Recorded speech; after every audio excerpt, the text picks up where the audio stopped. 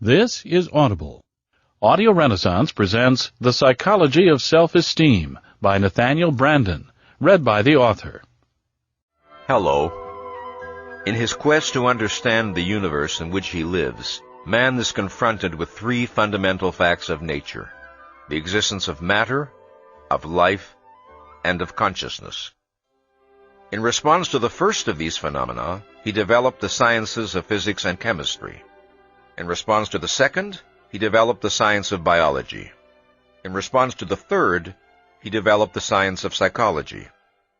It is notorious that, to date, the greatest advances in knowledge have been achieved in the field of physics, the least in the field of psychology. As a being who possesses the power of self-consciousness, the power of contemplating his own life and activity, man experiences a profound need for a conceptual frame of reference from which to view himself. He has a need for a self-intelligibility, which it is the task of psychology to provide. This program is offered as a step toward the achievement of that goal. Before we proceed any further, I should like to clarify that, in this program, the word man does indeed include both men and women. I use the word man simply to increase this audiobook's ease of listening. The more inclusive person, or he/she, tends to lend an awkwardness to the spoken word. So then, the central theme of this tape is the role of self-esteem in man's life. The need of self-esteem, the nature of that need, the conditions of its fulfillment, and the consequences of its frustration. We'll also explore the impact of a man's self-esteem, or a lack of it, on his values, responses, and goals. Virtually all psychologists recognize that man experiences a need of self-esteem. But what they have not identified is the nature of self-esteem, the reasons why man needs it, and the conditions he must satisfy if he is to achieve it.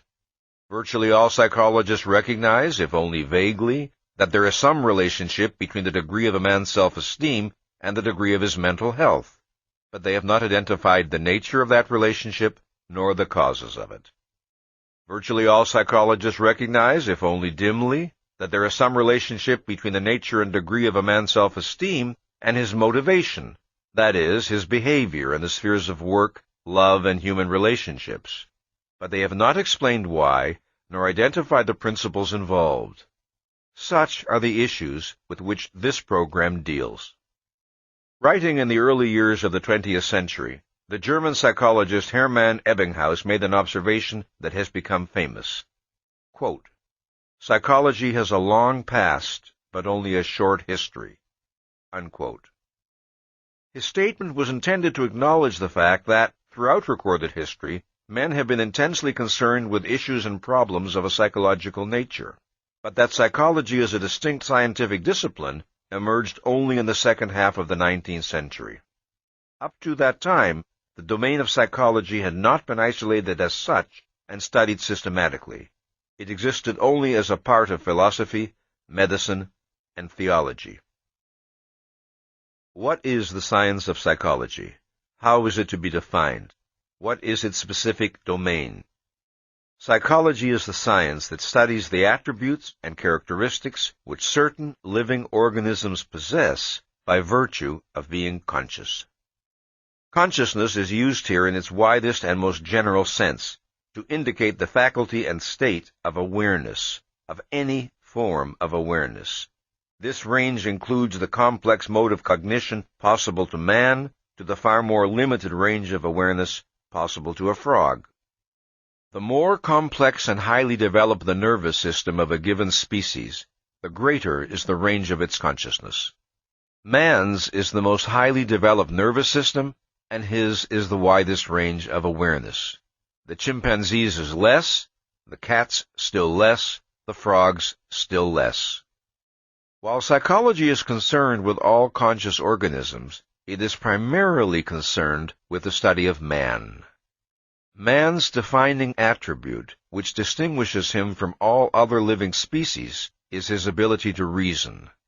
This means to extend the range of his awareness beyond the perceptual concretes immediately confronting him, to abstract, to integrate, to grasp principles, to apprehend reality on the conceptual level of consciousness. An animal's range is only as wide as its percepts. The rudimentary forms of inference of which it may be capable are entirely dependent on the physical cues within its immediate sensory field, in the context of past experience. It cannot conceptualize, it cannot initiate a process of question-asking, it cannot project a chain of inference that is independent of immediate sensory stimuli. But man can chart on the back of an envelope the motion of planets through the outer reaches of space. Like every other species that possesses awareness, man survives by the guidance of his distinctive form of consciousness, by the guidance of his conceptual faculty. This is the first fact about man's nature that must be understood. This is the starting point of any scientific study of man, the basic principle without which no aspect of the distinctively human can be understood. Whether one is seeking to understand the nature of emotion, or the psychology of family relationships, or the causes of mental illness, or the meaning of love, one must begin by identifying the fact upon which any subsequent analysis of man necessarily rests. That is, that man is a rational being, a being whose distinctive form of consciousness is conceptual. Thus psychology, as it pertains to man, is properly conceived and defined as the science that studies the attributes and characteristics which man possesses by virtue of his rational faculty. From the simplest unicellular animal to man, the most complex of organisms, all living entities possess a characteristic structure, the component parts of which function in such a way as to preserve the integrity of that structure, thereby maintaining the life of the organism. When an organism ceases to perform the actions necessary to maintain its structural integrity, it dies. For all living entities, action is a necessity of survival. Life is motion, a process of self-sustaining action that an organism must carry on constantly in order to remain in existence. Biologically, inactivity is death. The action that an organism must perform is both internal, as in the process of metabolism, and external, as in the process of seeking food. An organism maintains itself by exercising its capacities in order to satisfy its needs. An organism's needs are those things which the organism by its nature requires for its life and well-being. An organism's capacities are its inherent potentialities for action. When a physical or psychological need fails to be fulfilled, the result is danger to the organism. However, needs differ in the degree of their urgency, and in the form of the threat which they potentially pose. This is most easily seen in the case of physical needs, but the principle applies to all needs. Man has a need of oxygen and of food, but whereas he can survive for days without food, he can survive for only minutes without oxygen. Man can survive much longer without vitamin C than without water, but both are needs. In some cases, the frustration of a need results in immediate death. In other cases, the process can take years. A need frustration does not have to result in the organism's destruction directly. Instead, it can undermine the organism's overall capacity to live and thus make the organism vulnerable to destruction from many different sources. This principle is important to remember in considering the frustration of psychological needs. A desire or a wish is not the equivalent of a need. The fact that a great many men may desire a thing does not prove that it represents a need inherent in human nature. Needs must be objectively demonstrable. While the task of isolating and identifying man's physical needs is far from completed, biology has made enormous advances in this direction. With regard to the task of isolating and identifying man's mental needs, psychology is in a state of chaos. This chaos serves, however, to emphasize the fact that the nature of men's needs has to be discovered. Needs are not self-evident. Alleged needs must be proven by relating them to the requirements of man's survival. That man possesses psychological needs is indisputable. The widespread phenomenon of mental illness is evidence both of the existence of needs which are being thwarted and of the failure of psychology to understand the nature of these needs. The basic problem of motivational psychology may be formulated this way. It is to bridge the gap between needs and goals, to trace the steps from the former to the latter, to understand the connection between them, to understand how needs get translated into goals. It should be obvious that the solution of this problem requires a consideration of man's distinctive capacities. Yet in large measure the history of motivational psychology represents an attempt to bypass man's most distinctively human capacity, his conceptual faculty, and to account for his behavior without reference to the fact that man can reason, or that his mind is his basic means of survival. The projection of man as a conscious automaton activated by instincts is one version of this attempt. Instinct is a concept intended to bridge the gap between needs and goals, bypassing man's cognitive ability. As such, it represents one of the most disastrous and sterile attempts to deal with the problem of motivation. Observing certain types of behavior which they believe to be characteristic of the human species, instinct theorists decided that the causes of such behavior are innate, unchosen, and unlearned tendencies which drive man to act as he does. Thus, they spoke of a survival instinct, a parental instinct, an acquisitive instinct, and so forth. They seldom attempted to define precisely what they understood an instinct to be. Still less did they trouble to explain how it functioned. They vied with one another in compiling lists of the instincts their particular theory assumed man to possess, promising to account thereby for the ultimate sources of all human action. To account for man's actions in terms of undefinable instincts is to contribute nothing to human knowledge. It is only to confess that one does not know why man acts as he does. To observe that men engage in sexual activities and to conclude that man has a sex instinct, to observe that men seek food when they are hungry and to conclude that man has a hunger instinct, to observe that some men act destructively and to conclude that man has a destructive instinct, is to explain nothing. It is merely to place oneself in the same category as the physician in the anecdote who supposedly explains to a distraught mother that the reason why her child will not drink milk is that your child is just not a milk drinker. Man is born with needs, but he is not born with a knowledge of those needs and of how to satisfy them. Some of his simpler body maintenance needs are satisfied automatically, given the appropriate physical environment, by the function of his internal organs. An example is the need for oxygen, which is satisfied by the automatic function of his respiratory system. But the broad range of his more complex needs are not satisfied automatically. Man does not obtain food, shelter, or clothing by instinct. To grow food, to build a shelter, to weave cloth, requires consciousness, choice, discrimination, judgment. Man's body does not have the power to pursue such goals of its own volition. It does not have the power purposefully to rearrange the elements of nature, to reshape matter, independent of his consciousness, knowledge, and values. Unsatisfied, unfulfilled needs can set up a state of tension or disquietude or pain in man. This can prompt him to seek biologically appropriate actions, such as protecting himself against the elements.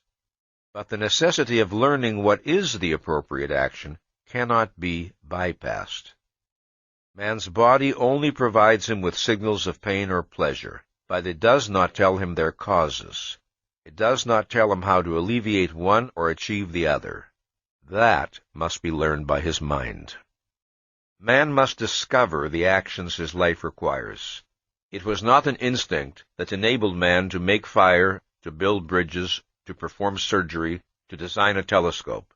It was his ability to think.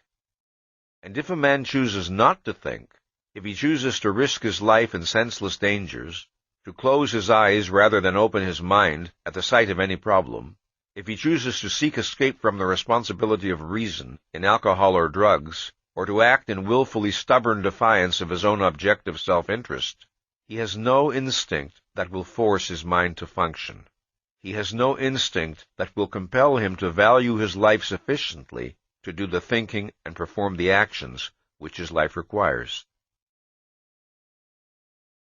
To define man as a rational animal is not to imply that he is an animal who invariably functions rationally. Obviously, he is not. Rather, it is to identify the fact that his fundamental distinguishing characteristic, the attribute that essentially differentiates him from other animals, is his ability to reason, to apprehend reality on the conceptual level of consciousness. One of the most important consequences of man's possession of a conceptual faculty is his power of self-awareness. No other animal is capable of monitoring and reflecting on its own mental operations, of critically evaluating its own mental activity. No other animal is capable of deciding that a given process of mental activity is irrational or illogical, and of altering its subsequent mental operations accordingly. But the same conceptual faculty that confers on man a unique stature compels him to confront unique challenges. No other animal is explicitly aware of the issue of life or death that confronts all organisms. No other animal is aware of its own mortality, or has the power to extend its longevity through the acquisition of knowledge. No other animal has the ability and the responsibility to weigh its actions in terms of the long-range consequences for its own life. No other animal has the ability and the responsibility to continually work at extending its knowledge, thereby raising the level of its existence. No other animal faces such questions as, who am I? How should I seek to live? By what principles should I be guided in my actions? What goals ought I to pursue? What is to be the meaning of my life? The necessity of confronting such issues is essential to the human condition, to everything that is distinctive about man's life. All of man's unique achievements and all of his potential problems are consequences of his possession of the conceptual form of awareness. The relation of man's reason to his survival is the first of two basic principles of man's nature which are indispensable to an understanding of his psychology and behavior. The second is that the exercise of his rational faculty, unlike an animal's use of his senses, is not automatic. The decision to think is not biologically programmed in man. To think is an act of choice. This principle was first formulated by novelist-philosopher Ayn Rand this way, quote, "The key to human nature is the fact that man is a being of volitional consciousness. Reason does not work automatically. Thinking is not a mechanical process. The connections of logic are not made by instinct. The function of your stomach, lungs, or heart is automatic. The function of your mind is not. In any hour and issue of your life, you are free to think or to evade that effort. But you are not free to escape from your nature, from the fact that reason is your means of survival. So that for you, who are a human being, the question to be or not to be is the question to think or not to think." Unquote. In the brain of a normal human being, sensations are automatically integrated into perceptions. That is, they are wired into the nervous system. This is not true of the conceptual level of consciousness. Conceptual awareness is necessary to man's proper survival, but it is not implanted by nature. Man has to select that purpose. He has to direct his mental effort and integrate his mental activity to the goal of conceptual awareness by choice. To engage in an active process of thinking, to abstract, conceptualize, relate, infer, to reason, man must focus his mind. He must set it to the task of active integration. The choice to focus in any given situation is made by choosing to make awareness one's goal, awareness of that which is relevant in the given context.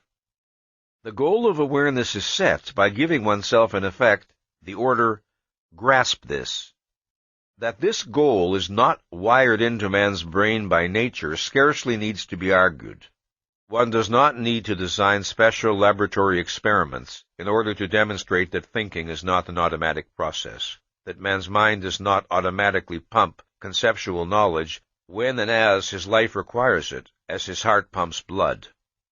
The mere fact of being confronted with physical objects and events will not force man to abstract their common properties, to integrate his abstractions, or to apply his knowledge to each new particular he encounters.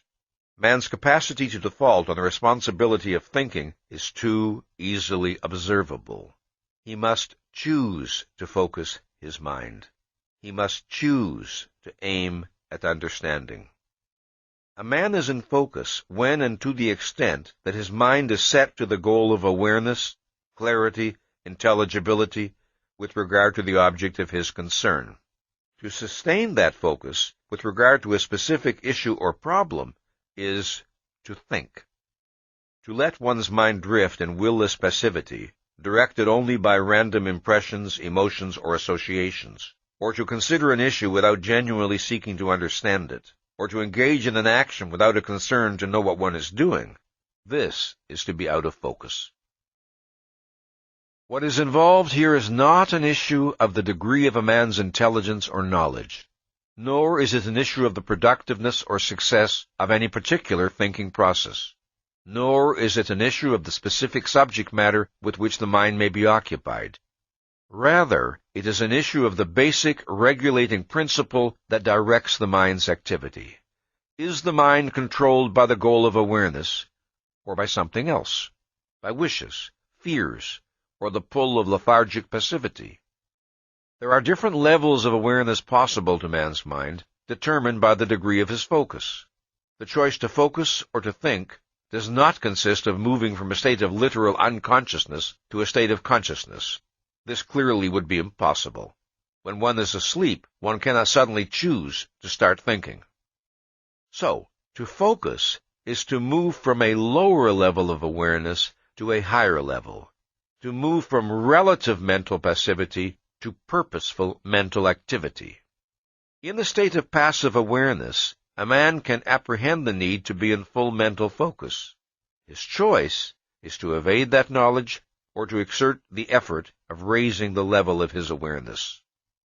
The decision to focus and to think, once made, does not continue to direct a man's mind unceasingly thereafter, with no further effort required. Just as the state of full consciousness must be initiated volitionally, so it must be maintained volitionally. This point can hardly be overemphasized. The choice to think must be reaffirmed in the face of every new issue and problem. The decision to be in focus yesterday will not compel a man to be in focus today. The decision to be in focus about one question will not compel a man to be in focus about another. In any specific thinking process, man must continue to monitor and regulate his own mental activity. In any hour of his life, he is free to suspend the function of his consciousness, to abandon effort, to let his mind drift passively. He is free to maintain only a partial focus, grasping that which comes easily to his understanding, and declining to struggle for that which does not. Man is free not only to evade the effort of purposeful awareness in general, but to evade specific lines of thought that he finds disconcerting or painful. Perceiving qualities in his friends or himself that clash with his moral standards, he can surrender his mind to blankness or switch it hastily to some other concern, refusing to identify the meaning or implications of what he has perceived. Grasping that he is pursuing a course of action that is in blatant defiance of reason, he can plunge his mind into fog and continue on his way. In such cases, a man is doing more than defaulting on the responsibility of making awareness his goal. He is actively seeking unawareness as his goal, and this is the meaning of evasion. In the choice to focus or not to focus, to think or not to think, to activate the conceptual level of his consciousness or to suspend it, and in this choice alone, is man psychologically free. As focusing involves expanding the range of one's awareness, so evasion consists of the reverse process, of shrinking the range of one's awareness. Evasion consists of refusing to raise the level of one's awareness when one knows that one should, or of lowering the level of one's awareness when one knows that one shouldn't. To evade a fact is to attempt to make it unreal to oneself, on the implicit premise that if one does not perceive the fact, it does not really exist, or its existence will not matter and will not entail any consequences. Man's life and well-being depend upon his maintaining a proper cognitive contact with reality, and this requires a full mental focus, maintained as a way of life, as a way of being. To be in focus does not mean that one must be engaged in the task of problem-solving every moment of one's waking existence. It means that one must know what one's mind is doing. The more consistently and conscientiously a man maintains a policy of being in full mental focus, of thinking, of judging the facts of reality that confront him, of knowing what he is doing and why, the easier and more seemingly natural the process becomes. The steadily increasing knowledge he acquires as a result of his policy, the growing sense of control over his existence, the growing self-confidence, all serve to put every emotional incentive on the side of his continuing to think. Further, they reduce the possibility of an incentive that could tempt him to evade. It is too clear to him that reality is not, and can never be, his enemy, that he has nothing to gain from self-inflicted blindness, and everything to lose. This does not mean that for such a man the policy of rationality becomes automatic. It will always remain volitional, but he has programmed himself to have every emotional incentive for rationality and none for irrationality. To borrow a phrase from Aristotle, he has learned to make rationality second nature to him. That is the psychological reward he earns for himself. But, and this must be emphasized, his psychological state must be maintained volitionally. He retains the power to betray it. In each new issue he encounters, he still must choose to think. This is the meaning of his free will. Free will, in the widest meaning of the term, is the doctrine that man is capable of performing actions which are not determined by forces outside his control, that man is capable of making choices which are not necessitated by antecedent factors. Man's free will consists of a single basic choice, to focus or not to focus, to think or not to think. This basic choice controls all of man's other choices and directs the course of his actions. His mind is an organ over which man has a specific, delimited, regulatory control. The driver of an automobile can steer the car in the chosen direction, but cannot alter or infringe the mechanical laws by which the car functions. In the same way, man can choose to focus, to aim his cognitive faculty in a given direction, but cannot alter or infringe the psychological laws by which his mind functions. If a man does not steer his car properly, he has no choice about the fact that he will end in a smash-up. Neither has the man who does not steer his mind properly. A man is free to think or not to think, but he is not free to escape the fact that if he fails to think, if he characteristically evades facing any facts or issues which he finds unpleasant, he will set in motion a complex chain of destructive psychological consequences. One of these will be a profound loss of self-esteem. This is a matter of demonstrable psychological law. Or again, if a man forms certain values as a result of his thinking or non-thinking, these values will lead him to experience certain emotions in certain situations. He will not be able to command these emotions out of existence by will. If he recognizes that a specific emotion is inappropriate, he can alter it by rethinking the value or values that evoke it. But he can do so only in a specific manner, not by arbitrary whim. Free will does not mean arbitrary, omnipotent power, unlimited power over the workings of one's own mind. This must be understood. Thus, to the extent that one understands the principles by which man's mind operates, one can predict the psychological consequences of given ideas, values, conclusions, attitudes, and thinking policies. One can predict, for example, that a man of authentic self-esteem will find intellectual stagnation intolerable, that a man who regards sex, life, and himself as evil will not be attracted to a woman of intelligence, independence, and guiltless self-confidence. That a man whose guiding policy is, "Don't antagonize anyone," will not be the first to champion a radical new idea or theory. I have stressed that man's ability to reason is his essential attribute, the attribute which explains the greatest number of his other characteristics. This fact is often obscured by the widespread confusion about the nature and role of emotions in man's life. One frequently hears the statement, "Man is not merely a rational being, he is also an emotional being." This implies some sort of dichotomy, as if man possessed a dual nature with one part in opposition to the other. In fact, in the ultimate sense, not in the obvious sense, but in the ultimate sense, the content of man's emotions is the product of his rational faculty. His emotions are a derivative and a consequence which cannot be understood without reference to the conceptual power of his consciousness. As man's tool of survival, reason has two basic functions: cognition and evaluation. The process of cognition consists of discovering what things are, of identifying their nature, their attributes, and properties.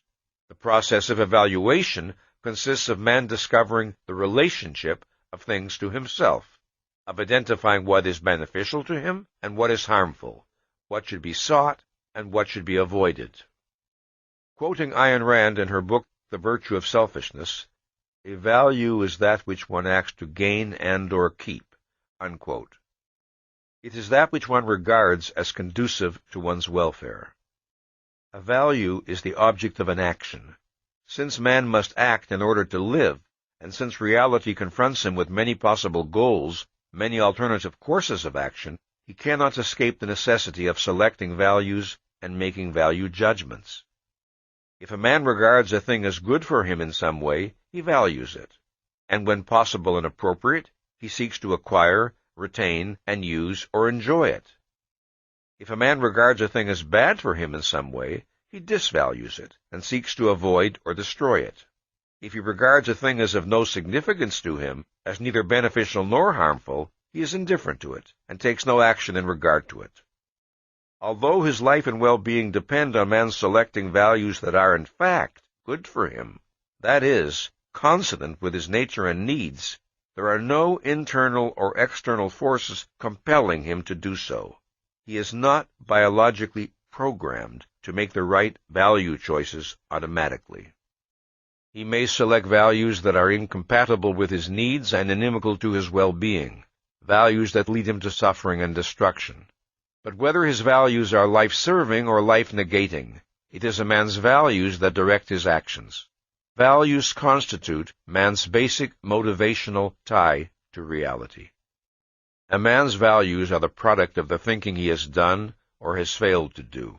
Values can be a manifestation of rationality and mental health, or of irrationality and neurosis. They can grow out of self-confidence and benevolence, or out of self-doubt and fear. They can be motivated by the desire to achieve happiness, or by the desire to minimize pain. They can be born out of the desire to use one's mind, or the desire to escape it. They can be held consciously and explicitly, or subconsciously and implicitly. They can be consistent, or they can be contradictory. They can further a man's life, or they can endanger it. These are the alternatives possible to a being of volitional consciousness. Differences in men's basic values reflect differences in their basic premises, in their fundamental views of themselves, of other men, of existence. Differences in their views of what is possible to them and what they can expect of life. A man's view of himself plays a crucial role in his value choices. For example, a man regards a falling bomb as bad for him because he is aware of his own mortality. If he were physically indestructible, he would appraise the bomb's significance differently. One's conscious or subconscious view of one's own person, whether one appraises oneself correctly or not, is implicit in one's value judgments.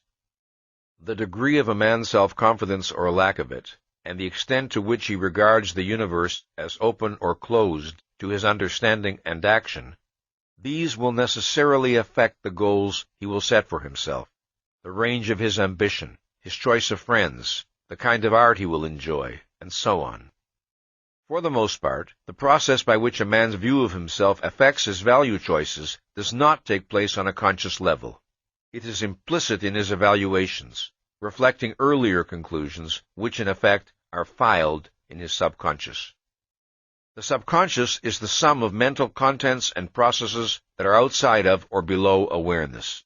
The subconscious operates as a storehouse of past knowledge, observations, and conclusions. It operates, in effect, as an electronic computer, performing super-rapid integrations of sensory and ideational material. Thus, his past knowledge, provided it has been properly assimilated, can be instantly available to man, while his conscious mind is free to deal with the new. This is the pattern of all human learning. Once, a man needed his full mental attention to learn to walk. Then the knowledge became automatized, and he was free to pursue new skills. Once, a man needed his full mental attention to learn to speak. Then the knowledge became automatized, and he was enabled to go forward to higher levels of accomplishment. Man moves from knowledge to more advanced knowledge, automatizing his discoveries as he proceeds. He turns his brain into an ever more efficacious instrument, if and to the extent that he continues the growth process. A man acquires values and disvalues. These too become automatized. He is not obliged in every situation he encounters to recall all of his values to his conscious mind in order to form an estimate. Example: if an experienced motorist perceives an oncoming truck veering toward a collision, he does not need a new act of conscious reasoning in order to grasp the fact of danger. Faster than any thought could take shape in words, he registers the significance of what he perceives, his foot flies to the brake, or his hands swiftly turn the wheel. One of the forms in which these lightning-like appraisals present themselves to man's conscious mind is via his emotions. So next, let's talk about emotions.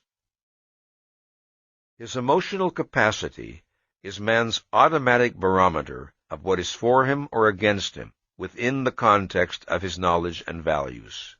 The relationship of value judgments to emotions is that of cause to effect. An emotion is a value response.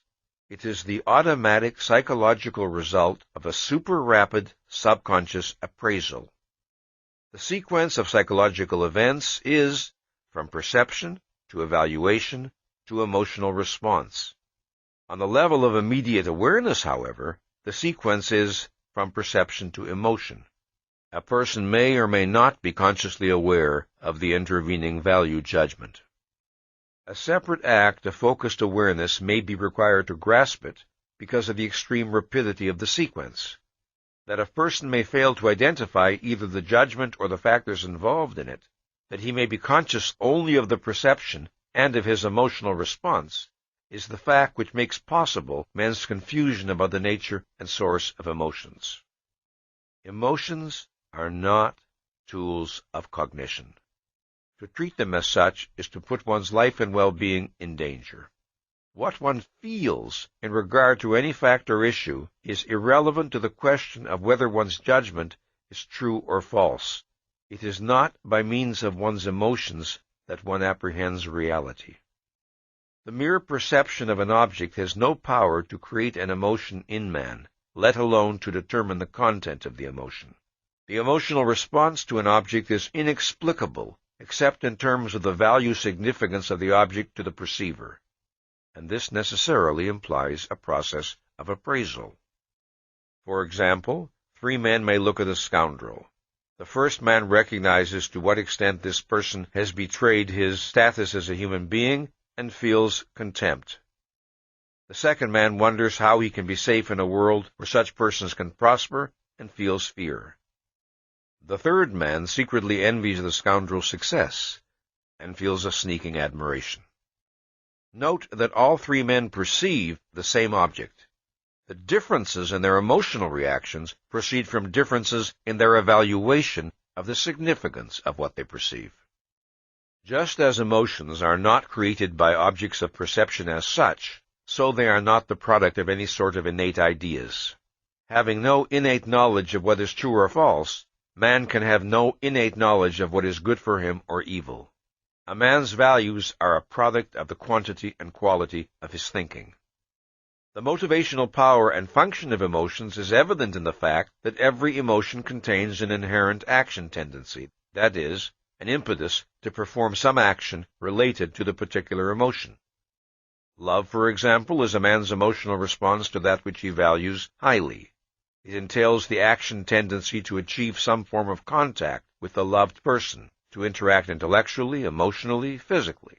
The emotion of fear is a man's response to that which threatens his values.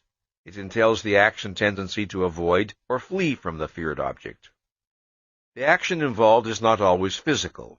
For example, there are feelings of quiet happiness that invoke in man the desire only to remain still and contemplate the source of his happiness, or the beauty of the world around him. But every emotion carries some implication for action. This does not mean that the action should necessarily be taken. It may not be possible or appropriate in a given context. We don't have to act on a feeling just because we have it. The action implication of some emotions is negative. That is, they tend specifically to retard or inhibit action. This is evident in the case of acute depression.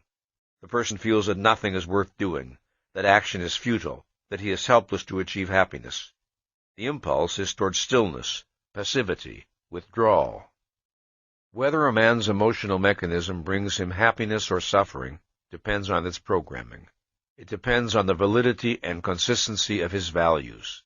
His emotional apparatus is a machine. Man is its driver.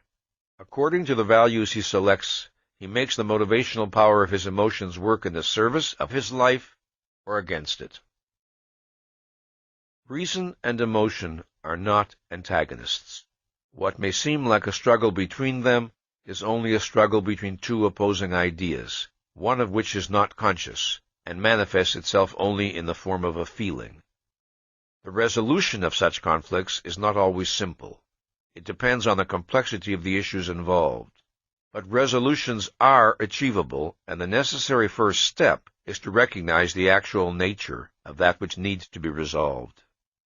The guiltless emotional spontaneity that men long for, the freedom from torturing self-doubts, enervating depression, and paralyzing fears, is a proper and achievable goal.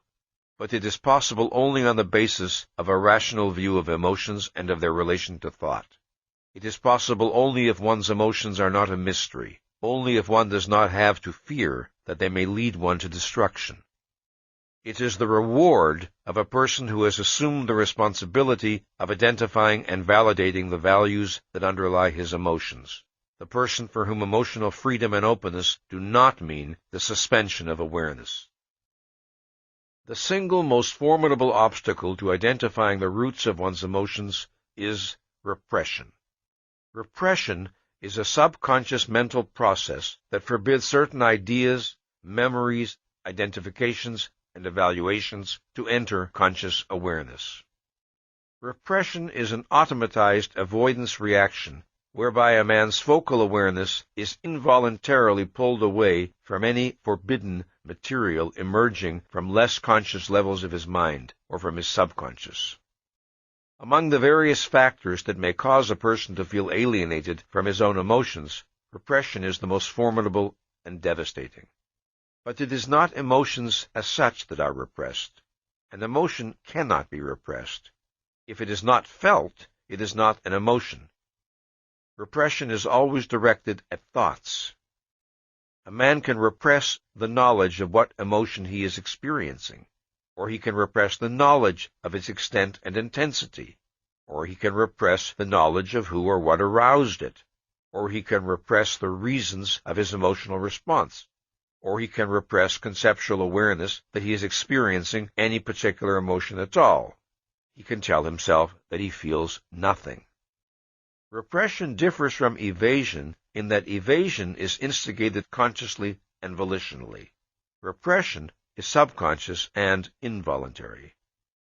In repression, certain thoughts are blocked and inhibited from reaching conscious awareness. They are not ejected from focal awareness, they are prevented from entering it. In order to understand the mechanism of repression, there are three facts pertaining to man's mind that one must consider. 1. All awareness is necessarily selective. In any particular moment, there is far more in the world around him than a man could possibly focus on. Thus, he must choose to aim his attention in a given direction to the exclusion of others. 2. There are degrees of awareness.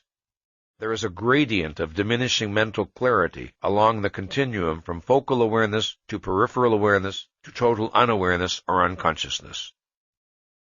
3. Man is a self-programmer. To an extent immeasurably greater than any other living species, he has the ability to retain, integrate, and automatize knowledge.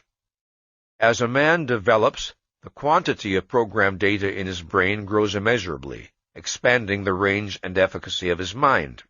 Cognitions, evaluations, physical skills, all are programmed and automatized in the course of normal human development. It is this programming, retained on the subconscious level, that makes possible man's continued intellectual growth. It also makes possible the instantaneous cognitive, emotional, and physical reactions without which he could not survive. When a man's mind is in active focus, the goal or purpose he has set determines what material will be fed to him from the subconscious. If, for instance, a man is thinking about a problem in physics, then it is the material relevant to that particular problem that will normally flow into his conscious mind. The subconscious is regulated not only by the orders it receives in any immediate moment, but by the standing orders it has received.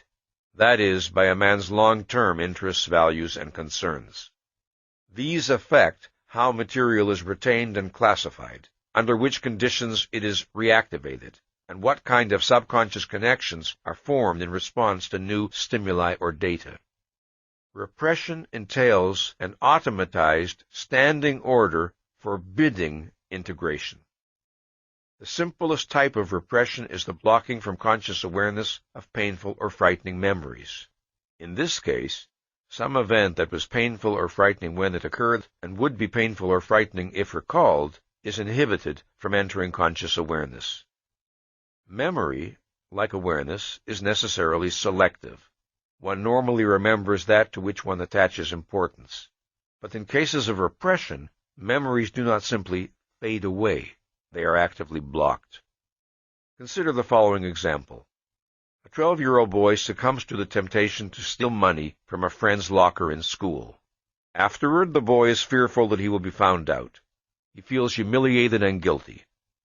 Time passes, and his act is not discovered. But whenever the memory of his theft comes back to him, he re-experiences the painful humiliation and guilt. He strives to banish the memory.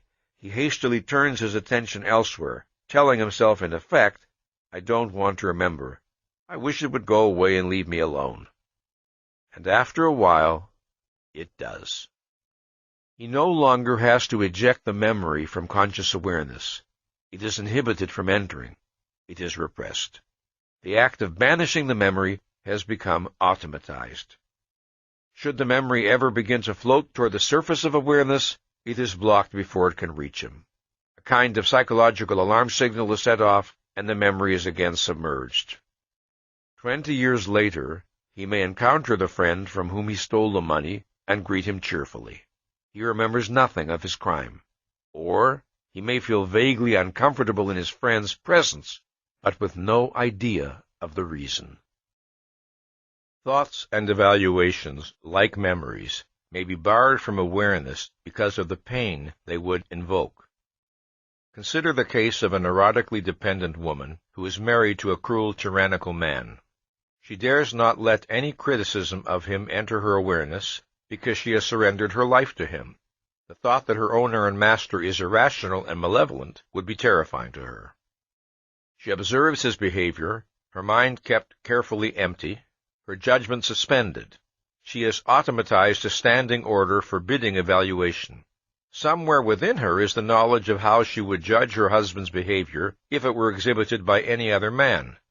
But this knowledge is not allowed to be integrated with the behavior she is observing in her husband. She has programmed herself, in effect, to be blind.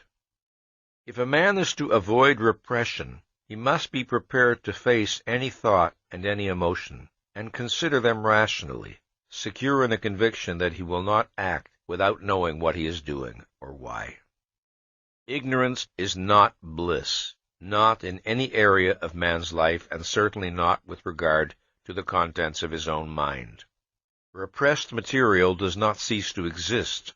It is merely driven underground to affect a man in ways he does not know, causing reactions he is helpless to account for, and sometimes exploding into neurotic symptoms. Now, there are occasions in a man's life when it is necessary for him to suppress thoughts and feelings. But suppression and repression are different processes. Suppression is a conscious, deliberate, non-evasive expelling of certain thoughts or feelings from focal awareness in order to turn one's attention elsewhere. Suppression does not involve a denial of any facts or a pretense that they do not exist. It involves the implicit premise that one will focus on the suppressed material later when appropriate. Sometimes, undeniably, there is a danger in suppression. A man may suppress thoughts or feelings when there are still unresolved conflicts involved that require further attention and analysis. He may do so with no intent of dishonesty, but a suppression that is repeated consistently can turn into repression. In effect, the suppression becomes automatized. When a person represses, his intention is to gain an increased sense of control over his life. Invariably, inevitably, he achieves the opposite. Facts cannot be wiped out by self-made blindness. The person who attempts it merely succeeds in sabotaging his own consciousness. Repression devastates more than a man's emotions. It has disastrous effects on the clarity and efficiency of his thinking. When a man tries to consider any problem in an area touched by his repression, he finds that his mind tends to be unwieldy and his thinking distorted. His mind is straitjacketed. It is not free to consider all possibly relevant facts. As a consequence, he feels helpless to arrive at conclusions, or the conclusions he reaches are unreliable. This does not mean that once a man has repressed certain thoughts or feelings, he is permanently incapacitated. With sustained effort, it is possible for him to de-repress. The details of the process of de-repression are outside the scope of this discussion. It must be noted, however, that the process can be extremely challenging. In order to avoid repression, or in order to de-repress, it is imperative that a man adopt a policy of becoming aware of his emotions, of paying attention to his emotions, that he take note of and conceptualize his emotional reactions, and that he identify their reasons. If his emotions are to be a source of pleasure to man, not a source of pain, he must learn to think about them, pay attention to them, be aware of them, bring his consciousness to bear on them. Rational awareness is not the cold hand that kills. It is the power that liberates. This is an issue I discuss in great detail in a later book of mine called The Art of Living Consciously. One of the prime tasks of the science of psychology is to provide definitions of mental health and mental illness. Different psychologists and psychiatrists have proposed a variety of criteria for judging mental health. The mentally healthy person is said, for example, to have an unobstructed capacity for growth, development, and self-actualization, to have a firm sense of identity, to have insight into his own motivation, to have a high tolerance for stress, to be self-accepting, to be unencumbered by paralyzing conflicts, to have an integrated personality, and so on. Such descriptions may be valid. In fact, they have a good deal to recommend them, but they are not definitions of mental health, and their precise meaning is not always clear. What must be provided is a fundamental principle, an identification of the essence of mental health. Such characteristics as the foregoing are effects or consequences. But what is their cause? My answer is as follows. Just as medical science evaluates a man's body by the standard of whether or not his body is functioning as man's life requires, so the science of psychology must employ the same standard in appraising the health or disease of a man's mind. The health of a man's mind must be judged by how well that mind performs its biological function. What is the biological function of mind? cognition, evaluation, and the regulation of action. The basic function of man's consciousness is cognition, that is, awareness and knowledge of the facts of reality. Since man must act, his survival requires that he apprehend reality so that he may regulate his behavior accordingly. The crucial link between cognition and the regulation of action is evaluation. Evaluation is the process of identifying the beneficial or harmful relationship of some aspect of reality to oneself. Evaluations underlie and generate desires, emotions, and goals. Now, if a man's values and goals are in conflict with the facts of reality and with his own needs as a living organism, then he unwittingly moves toward self-destruction. Thus, man's survival requires that his values and goals be chosen in the full context of his rational knowledge and understanding. Man is not infallible, and mental health does not require never making an error of knowledge or judgment. The concept of mental health pertains to the method by which a mind functions.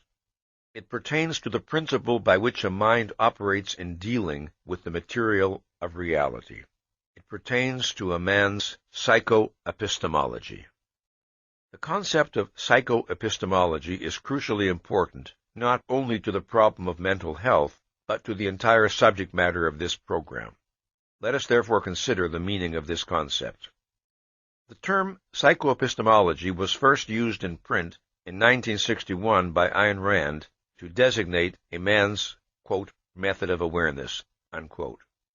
However, the concept of psychoepistemology, as used here, was originated neither by Ayn Rand nor by myself, but by Barbara Brandon, who, in the mid-1950s, first brought this field of study to our attention and persuaded us of its importance. As a field of scientific study, psychoepistemology should be classified as a branch of psychology. It may be described as the psychology of thinking, or of cognition. Epistemology, of course, is a branch of philosophy.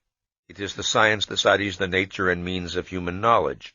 Its basic concern is with the relationship of ideas to reality, not with mental processes as such. The study of mental processes as such is the province of psychology, most particularly of what I now call psychoepistemology. The concept of psychoepistemology is introduced in order to designate the study of mental operations on the conscious and subconscious levels of man's mind. The subject is an extremely broad one and involves many issues that are beyond the scope of this discussion. So, I shall confine myself to those essentials which have a direct bearing on the question of mental health. Mental processes may be conscious or subconscious and volitional or automatic. In any act of thinking, there is constant interaction between conscious volitional operations and subconscious automatic ones. Psychoepistemology is the study of the nature of and the relationship between the conscious, goal-setting, self-regulatory operations of the mind and the subconscious automatic operations. Man, we have seen, is a self-programmer whose conclusions, values, and standing orders direct the automatic integrative mechanism of his subconscious. As a person develops, he acquires a characteristic manner of cognitive functioning, a characteristic method of dealing with problems, thinking about issues, processing the data of reality. He may acquire the habit of seeking the highest possible level of mental clarity with regard to any issue he is considering, or he may come to accept as normal some level of unclarity or confusion. He may adopt the policy of always seeking to understand issues in terms of principles, or he may attempt to deal with problems in terms of the concretes of a given situation with no effort to relate his observations to wider abstractions. His thinking may be flexible, or it may be rigid. He may learn to differentiate clearly between his thinking and his emotions, or he may tend to treat his emotions as tools of cognition. The mental habits a person acquires and the standing orders he establishes constitute his characteristic psychoepistemology, his self-program method of mental functioning. A person's characteristic psychoepistemology may or may not be appropriate to the task of apprehending reality, or may be appropriate to a greater or lesser degree. A man is mentally healthy to the extent that his psychoepistemological processes are controlled by and fulfill the requirements of cognition, that is, of awareness of and contact with reality. A man is mentally unhealthy to the extent that his psychoepistemological processes are incompatible with the requirements of cognition and subvert his cognitive efficacy. Mental illness, then, is fundamentally psychoepistemological. A mental disorder is a thinking disorder. This is fairly obvious in cases where the patient's predominant symptoms are hallucinations, delusions, time-space disorientations, and so on. But it is equally true in cases where the patient's symptoms are less obviously cognitive in origin. This includes such things as pathological anxiety, depression, hypochondriasis, conversion reactions, or sadomasochism. Neurotic and psychotic manifestations, such as inappropriate emotional responses or aberrant behavior, are the symptoms and consequences of a mind's malfunctioning.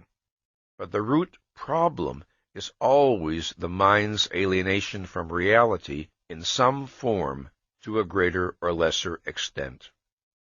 Consider, for example, a case of pathological depression. A secretary is asked by her employer to make certain that she finishes some office reports by the end of the day.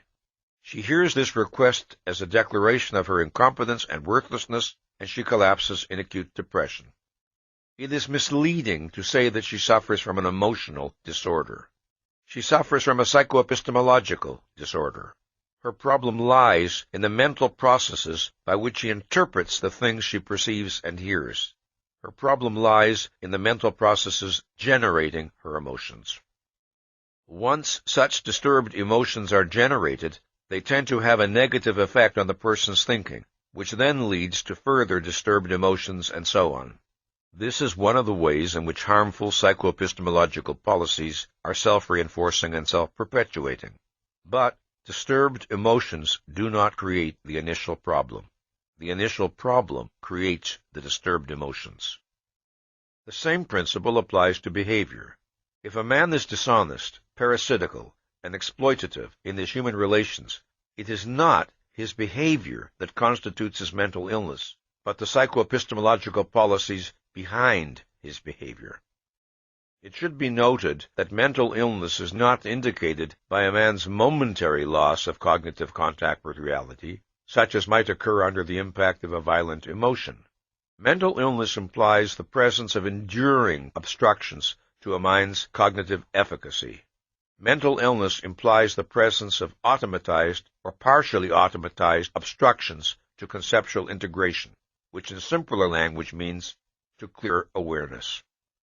Mental health is unobstructed cognitive efficacy.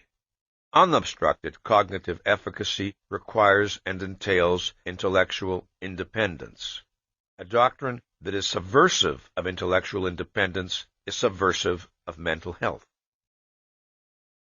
Now, closely related to the concept of mental health is that of psychological maturity. Maturity, in the broadest sense, is the state of being fully grown or developed. A living organism is mature when its normal process of development is completed and it functions on the adult level appropriate to its species.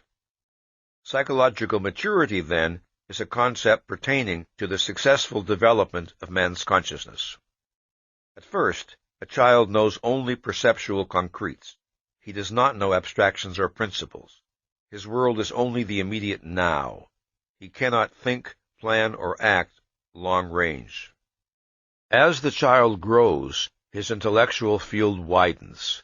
He learns language, he begins to grasp abstractions, he generalizes, he makes increasingly subtle discriminations, he looks for principles. He rises from the sensory-perceptual level of consciousness to the conceptual level.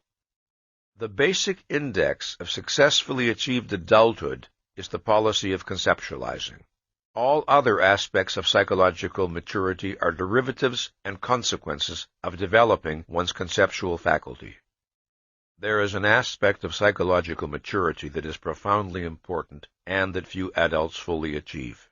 It pertains to one's attitude toward the unknown, not toward knowledge which has not yet been discovered by anyone, but toward knowledge which is available, but which one does not possess. To a child, the world around him is an immense unknown. He is aware that adults possess knowledge far in excess of his own, and that there are many things he is not yet able to understand. He tells himself, in effect, I will have to wait until I grow up. There are many things I cannot understand now. They are known to other people, but they are beyond me at present. This is not the attitude of a genuinely mature adult. An adult, too, of course, may recognize that there are things he does not yet know and needs to learn. But he does not entertain such a category as that which is known to others, but unknowable to him, meaning unknowable in principle. This does not mean that his goal is to possess encyclopedic knowledge. It means rather that within the sphere of his first-hand concerns, of his own actions and goals, he regards himself as competent to know that which he needs to know, and to acquire whatever knowledge his interests and purposes demand.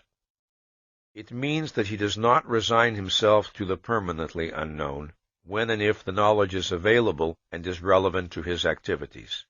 It means that he does not regard himself as a second-class citizen psychoepistemologically. It is this attitude, consistently maintained, that marks a man's entry into full adulthood, that is, into full self-responsibility. There is no value judgment more important to man, no factor more decisive in his psychological development and motivation than the estimate he passes on himself. This estimate is ordinarily experienced by him not in the form of a conscious, verbalized judgment, but in the form of a feeling that can be hard to isolate and identify because he experiences it constantly. It is part of every other feeling. It is involved in his every emotional response. The nature of his self-evaluation has profound effects on a man's thinking processes, emotions, desires, values, and goals. It is the single, most significant key to his behavior. To understand a man psychologically, one must understand the nature and degree of his self-esteem and the standards by which he judges himself. Man experiences his desire for self-esteem as an urgent imperative, as a basic need.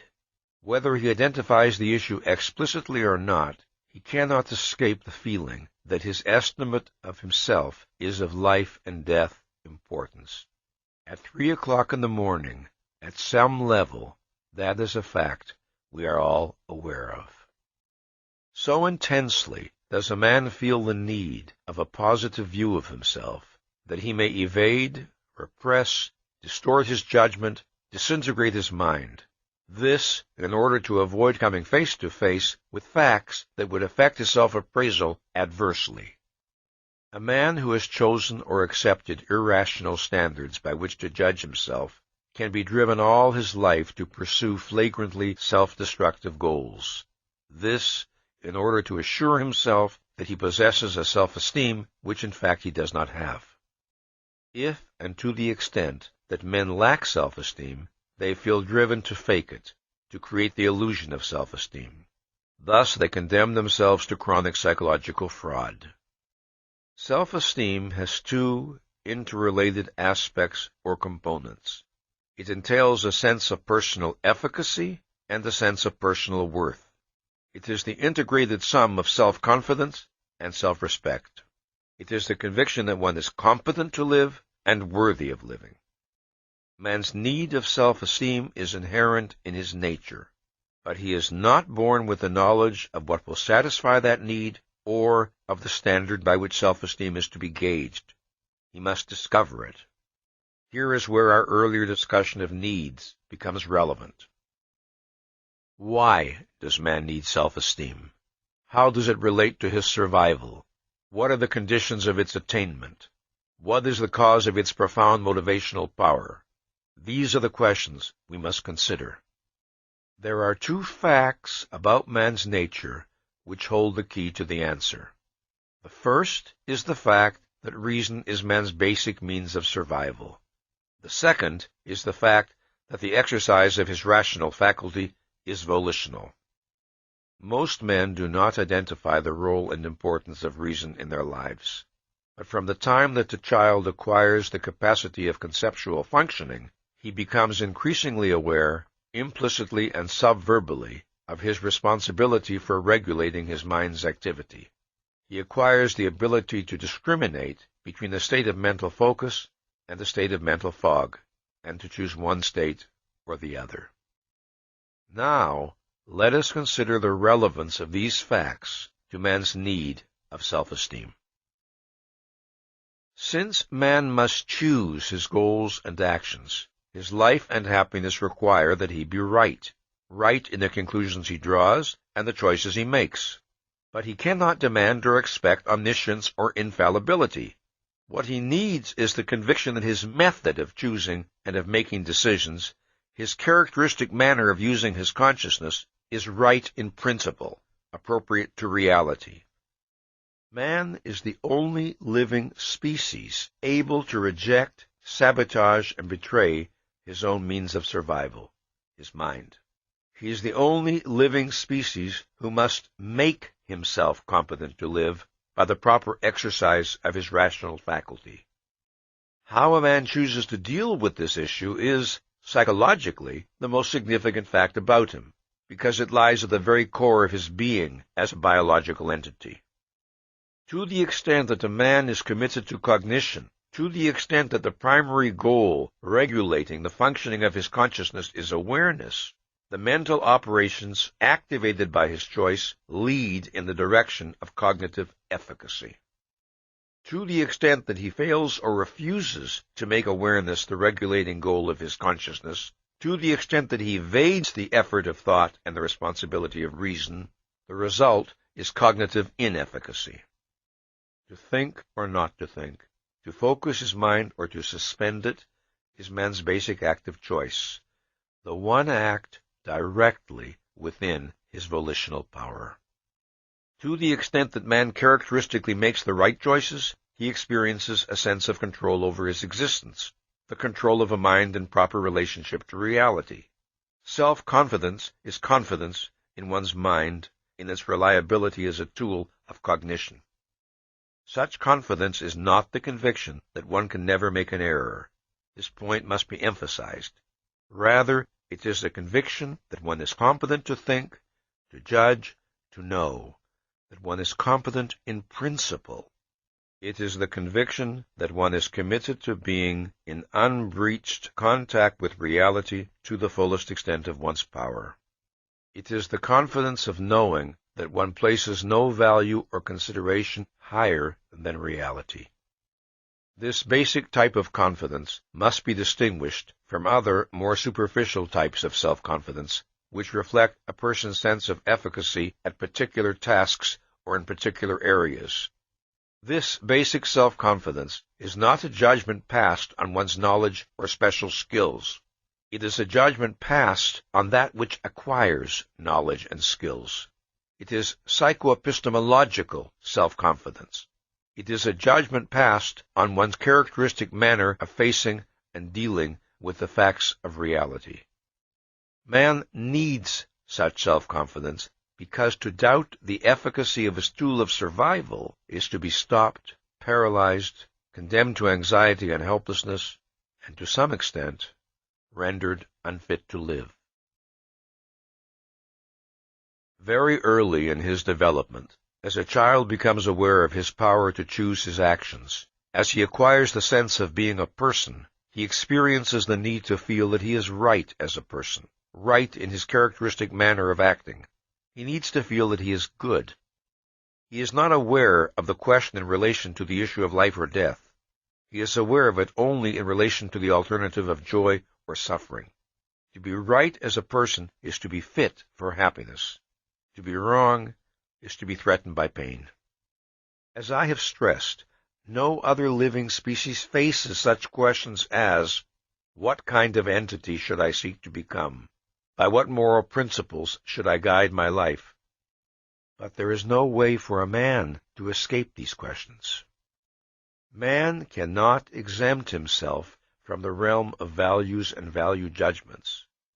Whether the values by which he judges himself are conscious or subconscious, rational or irrational, consistent or contradictory, life-serving or life-negating. Every human being judges himself by some standard, and to the extent that he fails to satisfy that standard, his sense of personal worth, his self-respect, suffers accordingly. Man needs self-respect because he has to act to achieve values, and in order to act, he needs to value the beneficiary of his action. In order to seek values, man must consider himself worthy of enjoying them. In order to fight for his happiness, he must consider himself worthy of happiness. The two aspects of self-esteem, self-confidence and self-respect, can be isolated conceptually, but they are inseparable in a man's psychology. Man makes himself worthy of living by making himself competent to live, by dedicating his mind to the task of discovering what is true and what is right, and by governing his actions accordingly. If a man defaults on the responsibility of thought and reason, thus undercutting his competence to live, he will not retain his sense of worthiness. If he betrays his moral convictions, thus undercutting his sense of worthiness, he will not retain his sense of competence. The root of both aspects of self-esteem is psychoepistemological. Such, in briefest essence, are the nature and causes of man's need of self-esteem. If man is to achieve and maintain self-esteem, the first and fundamental requirement is that he preserve an indomitable will to understand. The desire for comprehension of that which falls within the range of his awareness is the guardian of man's mental health and the motor of his intellectual growth. The potential range of a man's awareness depends on the extent of his intelligence, but the principle of the will to understand remains the same on all levels of intelligence. It requires the identification and integration to the best of a man's knowledge and ability of that which comes into his mental field. Unfortunately, this attitude is usually relinquished or breached very early in a person's life. Then the person adjusts to the sense of living in an unintelligible, bewildering, and frightening universe in which cognitive self-confidence is impossible.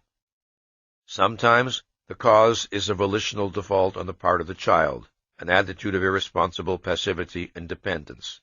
Sometimes the cause is the child's desire to indulge in wishes or actions he knows to be irrational, which requires that a policy of evasion be instituted, which requires that the will to understand be suspended. However, often the causes are much more complex. Take, for instance, the case of a child who comes up against human irrationality with which he does not know how to cope. A child may find the world around him, the world of his parents and other adults, incomprehensible and threatening. Many of the actions, emotions, ideas, expectations, and demands of the adults appear senseless, contradictory, oppressive, and bewilderingly inimical to him.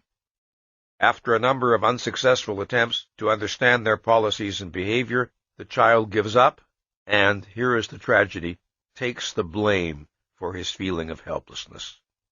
He may react with anger, or hostility, or anxiety, or depression, or withdrawal, but, consciously or subconsciously, he takes his failure to understand as a reflection on himself. He concludes that there is something wrong with him, that he is intellectually or morally deficient in some nameless way. Gradually, he gives up the expectation that he will ever be able to make sense of the world around him. He resigns himself to living with the permanently unknowable. A child is vulnerable because he is not yet able to recognize clearly and unequivocally that his elders are irrational. He cannot grasp their motives. He knows they know more than he does, but he senses that there's something terribly wrong with them, or with himself, or with something. What he feels is, I'll never understand people, I'll never be able to do what they expect of me, I don't know what's right or wrong, and I'm never going to know. So long as a child continues to struggle, so long as he does not give up the will to understand, he is psychologically safe, no matter what his anguish or bewilderment, because in that case he keeps his mind and his desire for efficacy intact. When he surrenders the expectation of achieving efficacy, he surrenders the possibility of achieving full self-esteem. Every child realizes that there are things he cannot expect to know until he grows older. That is not his problem. The problem lies in the things he feels he will never know, yet needs to know, if he is to function successfully. This makes him regard himself, in effect, as an outcast in that foreign land called reality. Man controls his mind's activity and growth by the goals he sets, in effect, by the assignments he gives to his consciousness. If he holds to the will to understand, he thereby activates a process of growth and development which continually raises his mind's power. If he abandons the will to understand, his mind reacts accordingly. It does not continue to rise to higher levels of cognitive efficiency. This, then, is the basic condition necessary for the achievement of self-esteem, the preservation of the will to understand in every aspect of one's life. Now let us consider another condition necessary for the achievement of self-esteem. In the course of a human being's development, he encounters a problem which, according to how he chooses to deal with it, has profound repercussions on his self-esteem. First encountered in childhood, it is a problem that every person faces on some occasions in his life. There are times when a man's mind and emotions are not perfectly synchronized. He experiences desires or fears that clash with his rational understanding, and he must choose to follow either his rational understanding or his emotions. One of the most important things a child must learn is that emotions are not adequate guides to action. The fact that he desires to perform some action is not proof that he should perform it. The fact that he fears to perform some action is not proof that he should avoid performing it. Emotions are not tools of cognition nor criteria of judgment. The ability to distinguish between knowledge and feelings is an essential element in the process of a mind's healthy maturation. It is vital for the achievement and preservation of self-esteem. Self-esteem requires and entails what I call cognitive self-assertiveness, which is expressed through the policy of thinking, judging, and governing action accordingly. To sacrifice one's mind in favor of feelings one cannot justify or defend is to subvert one's self-esteem.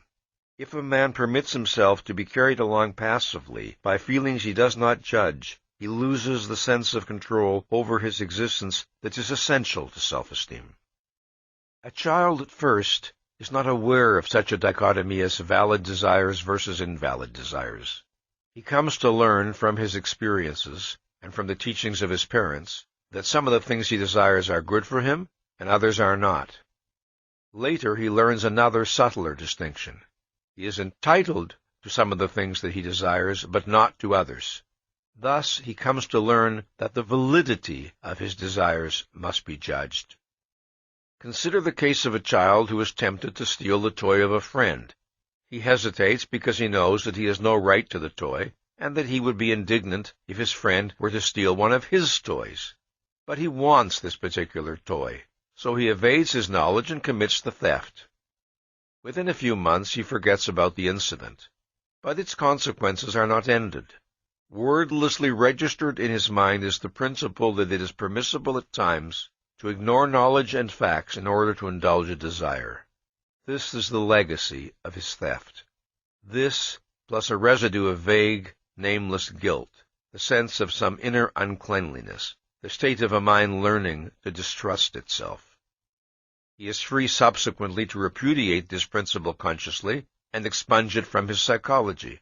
But if he fails to do so, if instead he reinforces it by repeated acts of evasion and irrational emotional indulgence, he undermines his self-esteem still further. How badly his self-esteem is damaged will depend on the frequency of his evasions, the extent of the knowledge he evades, and the nature of the desires he indulges. Some offenses are clearly more serious than others. If a person develops healthily, mind and emotions tend to achieve harmony. He is not chronically torn by conflicts between his desires and his knowledge. But no matter how well integrated a person may be, The process of holding and integrating the full long-range context of his knowledge is not automatic or infallible. Thus, a man always has the responsibility of monitoring and appraising his desires. The majority of men as adults suffer from a significant deficit of self-esteem. The senseless tragedy of their lives is that most of them betrayed their mind not for the sake of gratifying some violent, if irrational passion, but for the sake of indulging meaningless or senseless whims that they can no longer remember. They betrayed their minds for the sake of being free to act on the impulse or spur of the moment without the responsibility of awareness or thought. They betrayed their minds more often than not over trivia. If it is psychologically disastrous to reject one's mind under the pressure of irrational desires, there is another practice which is perhaps more disastrous still, and that is rejecting one's mind under the pressure of fear.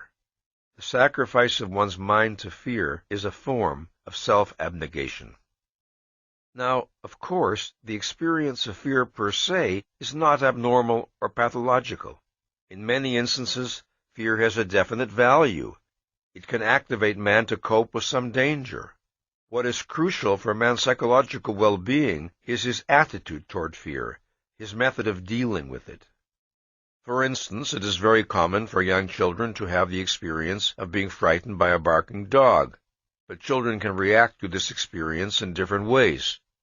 One child may be careful to avoid the dog as a practical precautionary measure. Later, he may learn that the dog is not harmful but playful and may make himself approach the dog and pat him until all fear is gone. Another child may avoid the dog after the first encounter, but continue to whimper and whine whenever he sees or hears the dog, even at a great distance. No amount of evidence that the dog is friendly alters his attitude. The difference in their reactions reflects the different attitudes they adopt toward their fear. The first child, even though afraid, remains in cognitive control. He does not permit the fear to overwhelm his consciousness. Consequently, he does not regard the fear and his avoidance of the dog as a reflection on himself or on his personal worth. He is able to grasp, when the evidence presents itself, that the dog is not in fact a danger to him, and his policy toward the dog changes accordingly. But the second child, overwhelmed by fear, his self-awareness is reduced to a sense of all-encompassing helplessness. Nothing is real to him, nothing matters, except that he is afraid. That is why his mind is not open to evidence that could change his policy toward the dog. In the life of a young child, a certain amount of fear is to be expected. Normally and healthily, with the growth of his knowledge and abilities, these fears are overcome and left behind, so that, with the transition to adulthood, fewer and fewer things have the power to invoke fear in him. The extent to which a child follows this course to full maturity depends on the policy he adopts for dealing with his fears.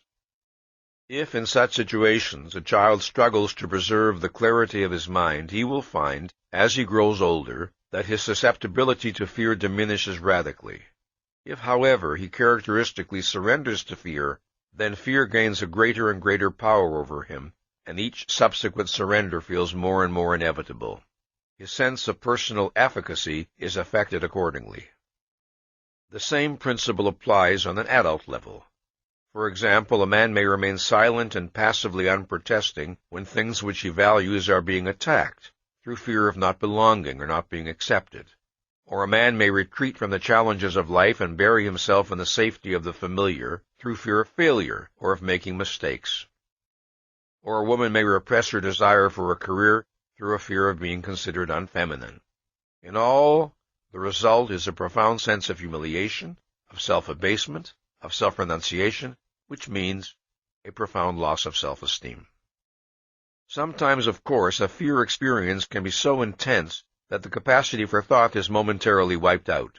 But such panic reactions pertain to short-term emergency situations and are, by their very nature, short-lived. In such cases, a person's attitude and policy toward fear is manifested through what he does when the panic dies down. Does he then proceed to think about the experience, to assimilate it, and to prepare himself for future similar situations? In other words, does he seek to reassert mastery and control over his life? Or does he merely shudder at the memory of the fear, struggle to evade the issue, and hope he will not encounter such problems again, resigning himself to a feeling of helplessness?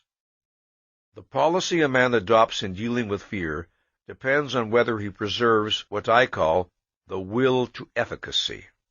It depends on whether he preserves the value of self-confidence as a goal not to be relinquished, and consequently regards a state of fear as temporary and abnormal and as that which he must overcome. Or does he resign himself to a sense of impotence and accept fear as a basic, unalterable given of his existence, to be endured, not defeated?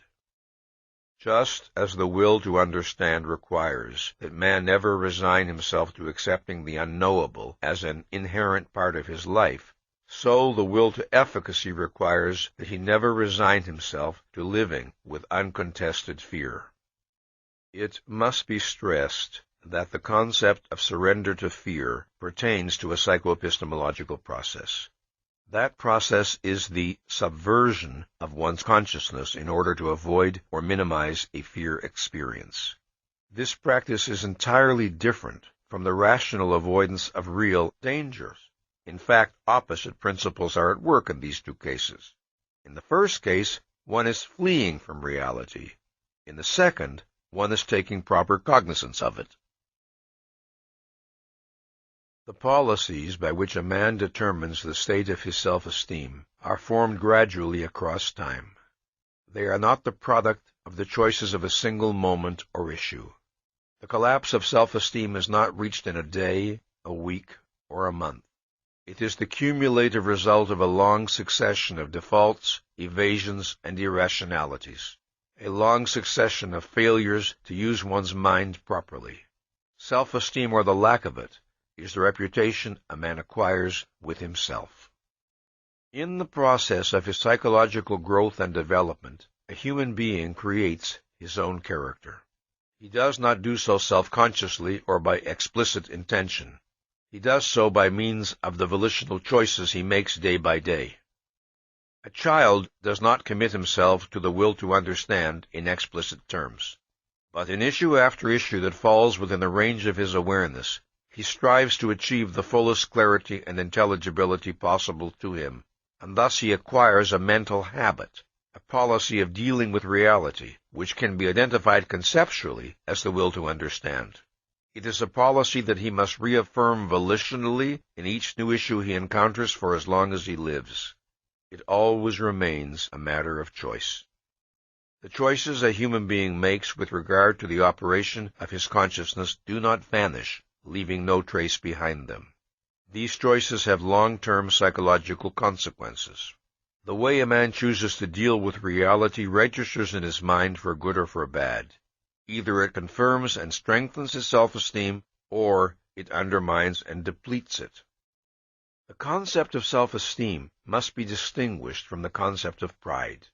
The two are related, but there are significant differences in their meaning. Self-esteem pertains to a man's conviction of his fundamental efficacy and worth. Pride pertains to the pleasure a man takes in himself on the basis of and in response to specific achievements or actions. Self-esteem is confidence in one's capacity to achieve values. Pride is the consequence of having achieved some particular value or values. Self-esteem is, I can. Pride is, I have. The deepest pride a man can experience is that which results from his achievement of self-esteem. Since self-esteem is a value that has to be earned, the man who does so feels proud of his attainment. If, in spite of his best efforts, a man fails in a particular undertaking, he does not experience the same emotion of pride that he would feel if he had succeeded. But, if he is rational, his self-esteem is unaffected and unimpaired. His self-esteem is not, or should not be, dependent on particular successes or failures, since these are not necessarily in a man's direct or exclusive control. The failure to understand this principle causes an incalculable amount of unnecessary anguish and self-doubt. If a man judges himself by criteria that entail factors outside his control, the result is a precarious self-esteem that is in chronic jeopardy. For example, a man may find himself in a situation where it would be highly desirable for him to possess certain knowledge, but he does not possess it. This is not because of evasion or irresponsibility, but because he had seen no reason to acquire it, or had not known how to acquire it, or because the means to acquire it were not available to him. Now, in reason, such a man has no grounds to reproach himself for inadequacy, yet he does so, telling himself that somehow he should know the things he does not know, and his self-esteem suffers accordingly. One of the worst wrongs a man can do to himself is to accept an unearned guilt on the premise of a somehow. Somehow I should know. Somehow I should be able to do it. This, when there is no cognitive content to that somehow, only an empty, undefined charge supported by nothing. There is one reason in particular why many men are susceptible to this error. Although a man may be blameless in the present situation, previous irrationalities and failures to think may have led to a general sense of self-distrust, so that he never feels fully certain of his moral status.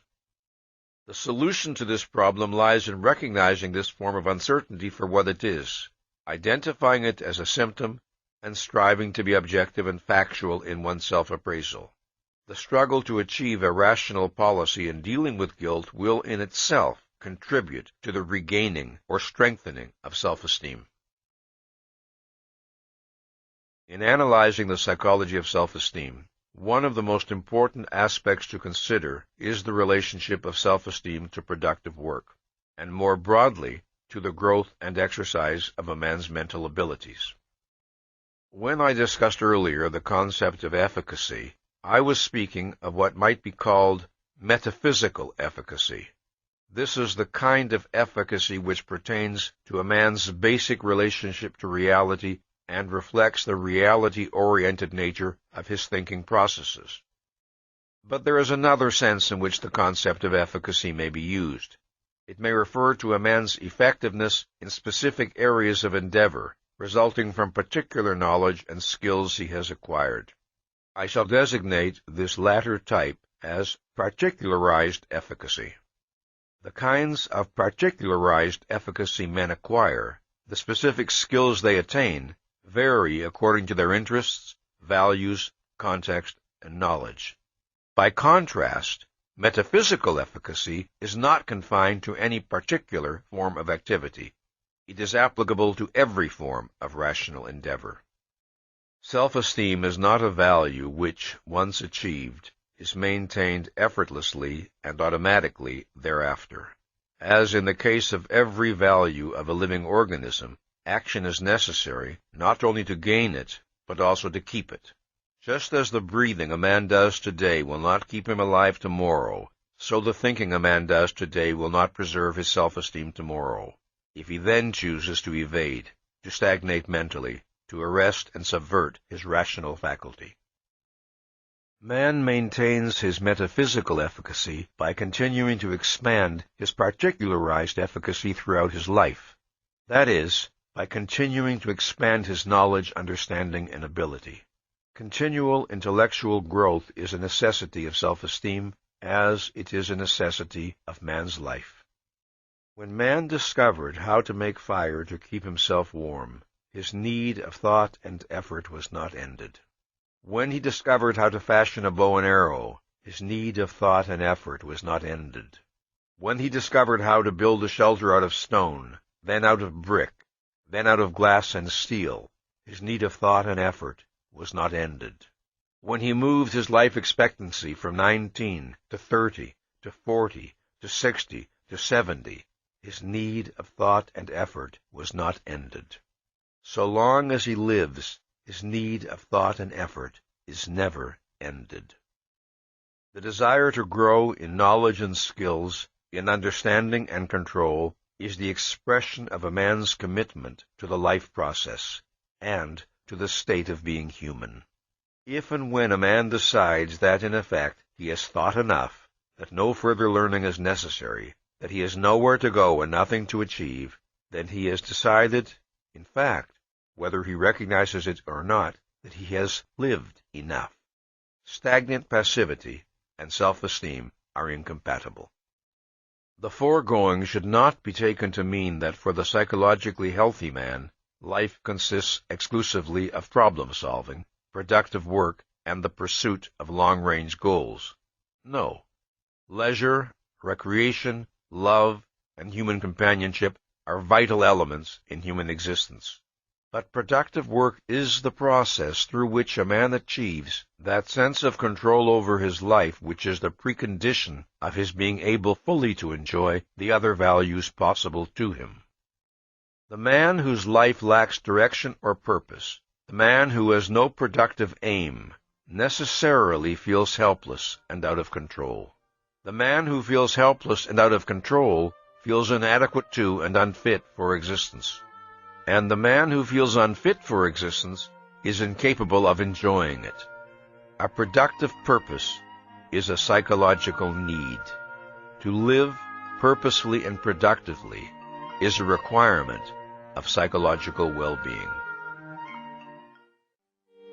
The earliest self-generated pleasure of a human being's life is the pleasure of gaining a sense of control, a sense of efficacy. As the child learns to move his body, to crawl, to bang a spoon against a table and produce a sound, to build a structure of blocks, the enjoyment he exhibits is that of a living being gaining power over its own existence. It is this form of pleasure that a psychologically healthy person never loses. It remains a central motive of his life. This attitude accounts for the phenomenon of the mentally active man who is young at 90, just as the absence of this attitude accounts for the phenomenon of the mentally passive man who is old at 30. Perhaps this is the place to remind you of what I said in the introduction, namely, that I use the term man here in the generic sense to apply equally to men and women. None of these observations are intended to apply exclusively to the male gender. The higher the level of a man's self-esteem, the higher the goals he sets for himself, and the more demanding the challenges he tends to seek. On any level of intelligence or ability, one of the characteristics of self-esteem is a man's eagerness for the new and the challenging, for that which will allow him to use his capacities to the fullest extent. In the same way, a fondness for the familiar, the routine, the unexacting, and a fear of the new and the difficult is almost certainly an indication of a self-esteem deficiency. It must be emphasized that productive achievement is a consequence and an expression of healthy self-esteem, not its cause. The cause of authentic self-esteem is psychoepistemological, the rational, reality-directed character of a person's thinking processes. The causal sequence is as follows. A rational psychoepistemology leads to the attainment of self-esteem, the two together lead to achievements, achievements lead to pride. Failing to understand this causal sequence, many men make the disastrous error of attempting to base their self-esteem on how well they succeed in achieving particular productive goals. However, success of this kind is not necessarily in a man's direct or exclusive control. Since man is neither omniscient nor infallible, and since in many productive endeavors the participation of other people is involved, it is profoundly dangerous to a person's self-esteem to let his sense of personal worth depend on factors beyond his control. The possession of self-esteem does not provide a man with automatic immunity to errors that may have painful emotional consequences. Rationality does not guarantee infallibility. But a healthy self-esteem gives man a great weapon in dealing with errors. Since his own value and the efficacy of his mind are not in doubt, he is free to bring his full intellectual powers and knowledge to the task of identifying facts and dealing with problems. The foundation of his consciousness is secure, so to speak. Conversely, one of the most disastrous consequences of an impaired or deficient self-esteem is that it tends to hamper and undercut the efficiency of a person's thinking processes. It deprives him of the full strength and benefit of his own intelligence. There are many ways in which a deficiency in self-esteem can adversely affect a person's thinking processes. If a man who faces the basic problems of life with an attitude of, "Who am I to know? Who am I to decide?" the man is undercut intellectually at the outset. A mind does not struggle for that which it regards as impossible. If a man feels that his thinking is doomed to failure, he doesn't think, or doesn't think very persistently. If a man sees himself as helpless, ineffectual, his actions will tend to confirm and reinforce his negative self-image, thus setting up a vicious circle. By the same principle, a man who is confident of his efficacy will tend to function efficaciously. A man's self-appraisal has profound motivational consequences for good or for bad. Its most immediate impact is felt in the quality and ambitiousness of his thinking. Many men become, in effect, the psychological prisoners of their own negative self-image. They define themselves as weak or mediocre or unmasculine or cowardly or ineffectual, and their subsequent performance is affected accordingly. The process by which this occurs is subconscious. Most men do not hold their self-image in conscious, conceptual form. While men are capable of acting contrary to their negative self-image, and many men do so at least on some occasions, the factor that tends to prevent them from breaking free is their attitude of resignation toward their own state. This is a particularly tragic error. When a person suffers from low self-esteem and institutes various irrational defenses to protect himself from the knowledge of his deficiency, he necessarily introduces distortions into his thinking. Consider, for example, the case of a man who, lacking authentic self-esteem, attempts to gain a sense of personal value from the image of himself as a big operator in business, a daring and shrewd go-getter who is just one deal away from a fortune. He keeps losing money in one get-rich-quick scheme after another. He is always blind to the evidence that his plans are impractical, always boasting extravagantly, his eyes on nothing but the hypnotically dazzling image of himself as a brilliantly skillful businessman. In order to protect a view of himself that the facts of reality cannot sustain, he severs cognitive contact with reality. He moves from one disaster to another, his sight turned inward, dreading to discover that the vision of himself, which feels like a life-preserver, is in fact a noose choking him to death.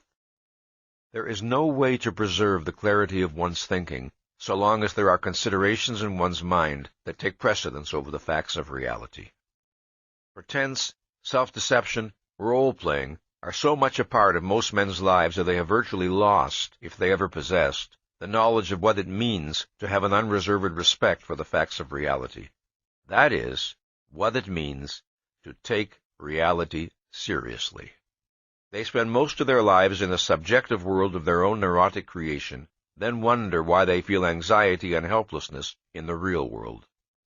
The misery, frustration, and terror that characterize the psychological state of most men testify to two facts. First, that self-esteem is a basic need without which man cannot live the life proper to him, and second, that self-esteem can be achieved only by the consistent exercise of the one faculty that permits man to apprehend reality, his reason.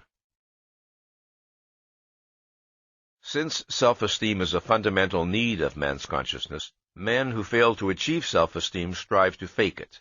They try to evade its lack and to seek protection from their state of inner dread behind the barricade of a pseudo-self-esteem. Let me explain what pseudo-self-esteem means. It is a non-rational, self-protective device to diminish anxiety and to provide a spurious sense of security, a device to assuage a need of authentic self-esteem while allowing the real causes of its lack to be evaded.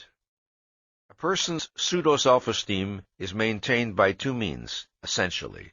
First, by evading, repressing, rationalizing, and otherwise denying ideas and feelings that could affect his self-appraisal adversely. And second, by seeking to derive his sense of efficacy and worth from something other than rationality, some alternative value or virtue which he experiences as less demanding or more easily attainable. This might include such things as doing one's duty, or being financially successful, or sexually attractive. This complex process of self-deception, on which the neurotic builds so much of his life, holds the key to his motivation, to his values, and his goals.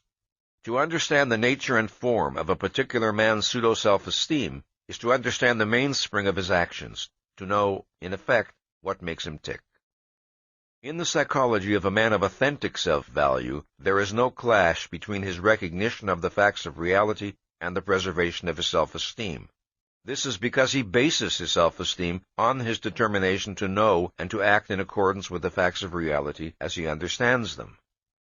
But to the man of pseudo-self-esteem, reality appears as a threat.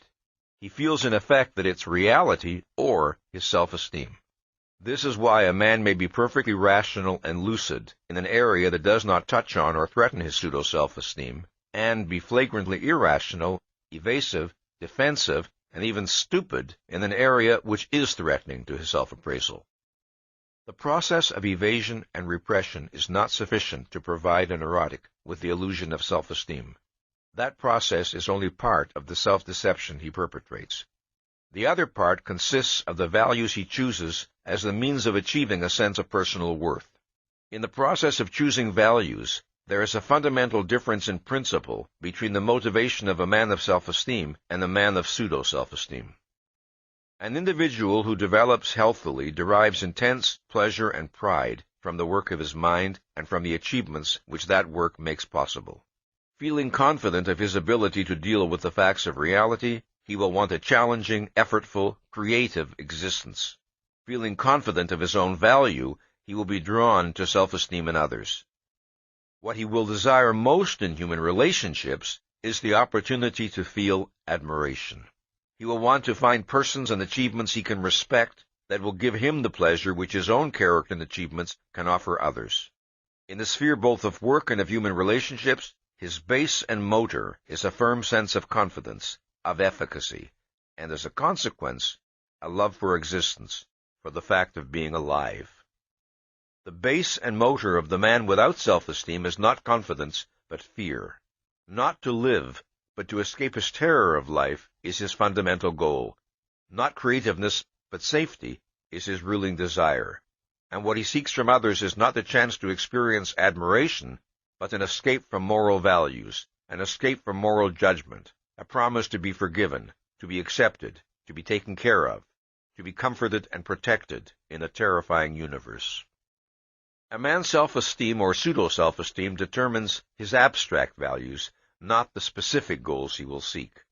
The latter proceed from a number of factors such as a person's intelligence, knowledge, premises, and personal context. For instance, a person of high self-esteem will desire intellectually challenging work, but whether he chooses to enter business or science or art depends on narrower, less fundamental considerations. Similarly, a man of pseudo-self-esteem will desire that others protect him from reality, but a variety of factors determine whether he feels more at home among the country club set, or the academic set, or the underworld set. The principle that distinguishes the basic motivation of a man of self-esteem from that of a man of pseudo-self-esteem is the principle of motivation by love versus motivation by fear. Love of self and of existence versus the fear that oneself is unfit for existence. Motivation by confidence versus motivation by terror. To the extent that a man lacks self-esteem, he lives negatively and defensively. When he chooses his particular values and goals, his primary motive is not to afford himself a positive enjoyment of existence, but to defend himself against anxiety, against painful feelings of inadequacy, self-doubt, and guilt. Values chosen in this manner may be termed defense values. A defense value is one motivated by fear and aimed at supporting a pseudo-self-esteem. It is experienced in effect as a means of survival, as a substitute for rationality. It is an anti-anxiety device. Such a value is unhealthy, not necessarily by virtue of its nature, but by virtue of the motivation for choosing it. The value itself may not be irrational. What is irrational is the reason for its selection. Productive work, for instance, is a rational value, but escaping into work as a means of evading one's shortcomings and conflicts is obviously not rational. A significant characteristic of defense values is the unreasoning compulsiveness with which they are usually held. Men of pseudo-self-esteem cling to these values with blind tenacity and fanatical devotion as they would cling to a life-preserver in a stormy sea. Man's greatest fear is not of dying, but of feeling unfit to live. And to escape the agony of that feeling, men will pay any price. They will defy logic, they will sacrifice their practical self-interest, Sometimes they will even forfeit their life. With rare exceptions, they will pay any price except the one that could save them. They will not acknowledge the fraudulence of their defenses and work to achieve an authentic self-esteem. They will not accept the responsibility of living as rational beings. No evasion, no defense values, no strategy of self-deception can ever provide a man with a substitute for authentic self-esteem. The sense of efficacy and virtue men long for cannot be purchased by any of the self-frauds men perpetrate. Man needs the conviction that he is right for reality, right in principle, and only a policy of rationality can achieve it. The tragedy of most men's lives comes from their attempts to escape this fact. Self-esteem is the key to man's motivation, by virtue either of its presence or of its absence. And perhaps the most eloquent testimony to the urgency of man's need for self-esteem is the terror that haunts the lives of those who fail to achieve it, the twisted paths along which that terror drives them, and the inevitable wreckage at the end. There is no object of fear more terrifying to man than fear itself, and no fear more terrifying than that for which he knows no object. Yet to live with such fear as a haunting constant of their existence is the fate of countless millions of men and women. It has been the fate of most of the human race. I do not speak of that fear which few men can escape, the fear of dictatorship, of war, of enslavement, of economic collapse, of arbitrary, unpredictable violence.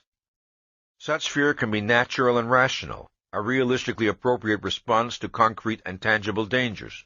The fear of which I speak occurs without the existence of any apparent perils.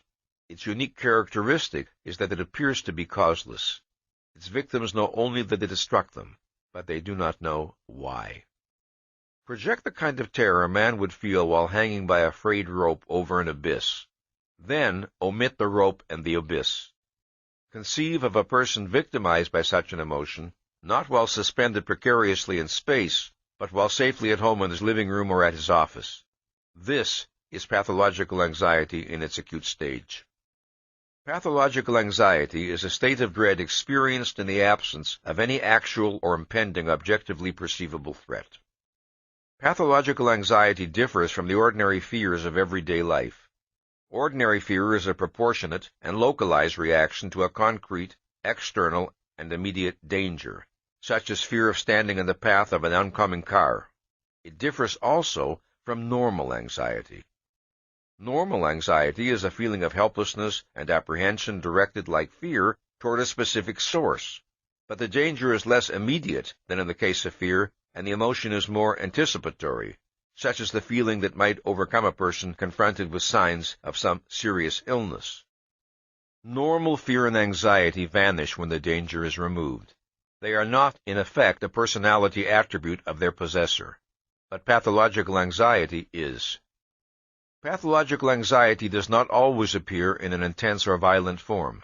Many of its victims know it, not as an acute attack of panic, or as a chronic sense of dread, but only as an occasional uneasiness, a diffuse sense of nervousness and apprehension, coming and going unpredictably, pursuing some incomprehensible pattern of its own.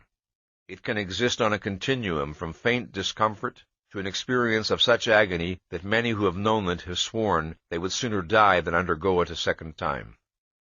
In cases of pathological anxiety, the sufferer can give no identity to that which he fears, for he feels afraid of nothing in particular and of everything in general.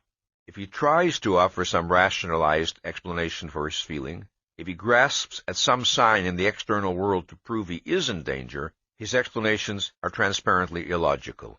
He then acts as though that which he fears is not any specific concrete, but reality as such. The percentage of people in the world who suffer from an acute form of mental or emotional disturbance is high.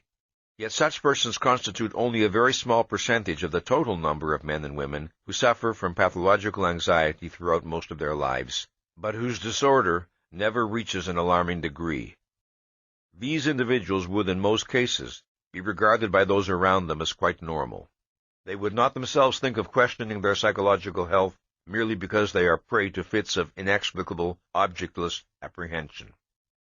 These are the persons who, for instance, cannot bear to be alone. or they cannot live without sleeping pills, or drink too much, or they feel a constant need to be amusing and entertain, or flee to too many movies they have no desire to see, and to too many gatherings they have no desire to attend.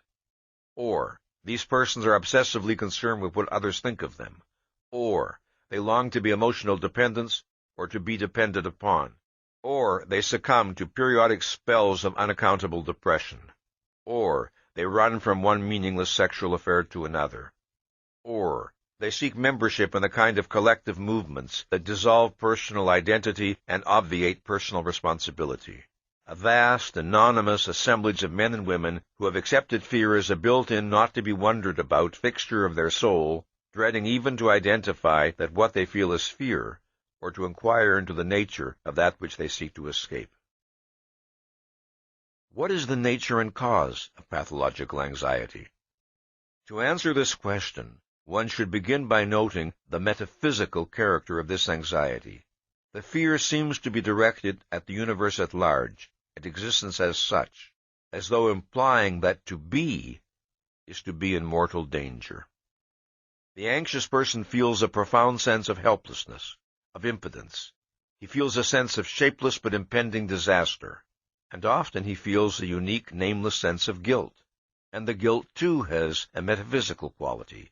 He feels wrong as a person, wrong in some fundamental way that is wider than any particular fault or defect he can identify. When a person suffers from this metaphysical kind of dread, the cause does not lie in the external world. It lies within himself. It is not something that reality has done to him. It is something he has done to himself. He carries the threat and the danger within his own consciousness.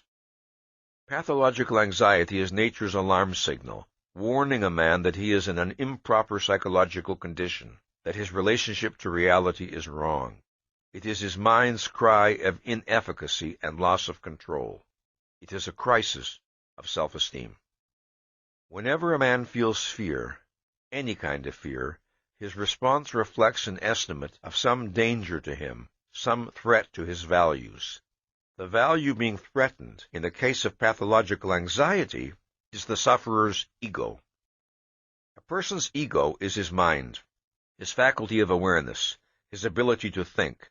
It is the faculty that perceives reality, preserves the inner continuity of his existence, and generates his sense of personal identity. Any threat to a person's ego, anything which he experiences as a danger to his mind's efficacy and control, is a potential source of pathological anxiety. The pain of this anxiety is the most terrible that man can know, because the value at stake is necessarily the most crucial of all his values. In order to deal with existence successfully, to achieve the values and goals his life and well-being require, man needs to strive for an unobstructed cognitive contact with reality. This means that he must maintain a full mental focus, must seek the clearest possible awareness with regard to his actions and concerns, and everything which bears upon them. If a man defaults on the responsibility of this task, the consequences are not merely the failure and defeats he suffers existentially. The deadlier penalty is the consequence for his ego, for his sense of himself. He is sentenced to the feeling that his mind is not a reliable instrument. Whatever a man may have the power to fake, he has no way to fake an efficacy his ego does not possess. If his mind is out of control, it is out of control. No rationalizations, no denials can wipe this fact out of existence or extinguish its psychological consequence, self-distrust. If a person refuses to give thought to issues which he knows, clearly or dimly, require his attention, he may evade the fact of his evasion, but the contradiction between his knowledge and his performance is a fact and cannot be escaped. The fact does not vanish. It is registered in his subconscious, along with the knowledge that the evaded issues have not vanished either. The result is self-distrust. If a man establishes within his consciousness the principle that it is permissible to act with his mind unfocused, that he need not know what he is doing or why, that the difficult need not be thought about, that the painful need not be faced, that the undesirable need not be acknowledged, then this is the secret knowledge about its method of functioning that a man's ego cannot escape. This is the root of self-distrust, self-doubt, and guilt. When one considers the amount of reckless irrationality that most men permit themselves and regard as normal, one does not have to be astonished by the prevalence of so-called causeless fear. If men feel anxiously uncertain of their ability to deal with the facts of existence, they have given themselves ample grounds for their feeling. But pathological anxiety, we must remember, is pathological. That is, it's symptomatic of an abnormal and unhealthy condition. A state of chronic dread is not man's natural condition. The fact that man is neither omniscient, nor omnipotent, nor infallible, nor immortal does not constitute grounds for his ego to feel overwhelmed by a sense of inefficacy. A rational person does not set his standard of efficacy in opposition to his own nature and to the nature of reality. Neither is man born with any sort of original sin.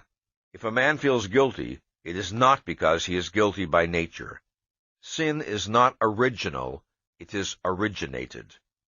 The problem of anxiety is psychological, not metaphysical. To the extent that a person indulges in irrational, mind-subverting psychoepistemological policies, he sentences himself to a chronic anticipation of disaster. If he fails to do the thinking his life and concerns require, he cannot escape the awareness that the range of his action exceeds the range of his thought, that challenges and demands will confront him to which he is inadequate. He feels afraid because of the thinking he failed to do, and guilty because of the knowledge that he should have done it. If he acts contrary to his convictions, if he takes actions which he regards as wrong, and or fails to take actions which he regards as right, he comes to experience the feeling, not merely that his actions are wrong, but that he is wrong. He is wrong as a person, since a person's deepest sense of himself has its base and origin in his method of psychoepistemological functioning, in the processes by which his mind deals with reality. There is another related reason why a man who acts against his own moral convictions will suffer a sense of impending disaster. Whether the moral values a man accepts are rational or irrational, man cannot escape the knowledge that, in order to deal with reality successfully, in order to live, he needs some sort of moral principles to guide him. Implicit in this knowledge is the awareness that ethical principles are a practical necessity of his life on earth. A corollary of this awareness is his expectation that moral and immoral actions have consequences, even if he cannot always predict them.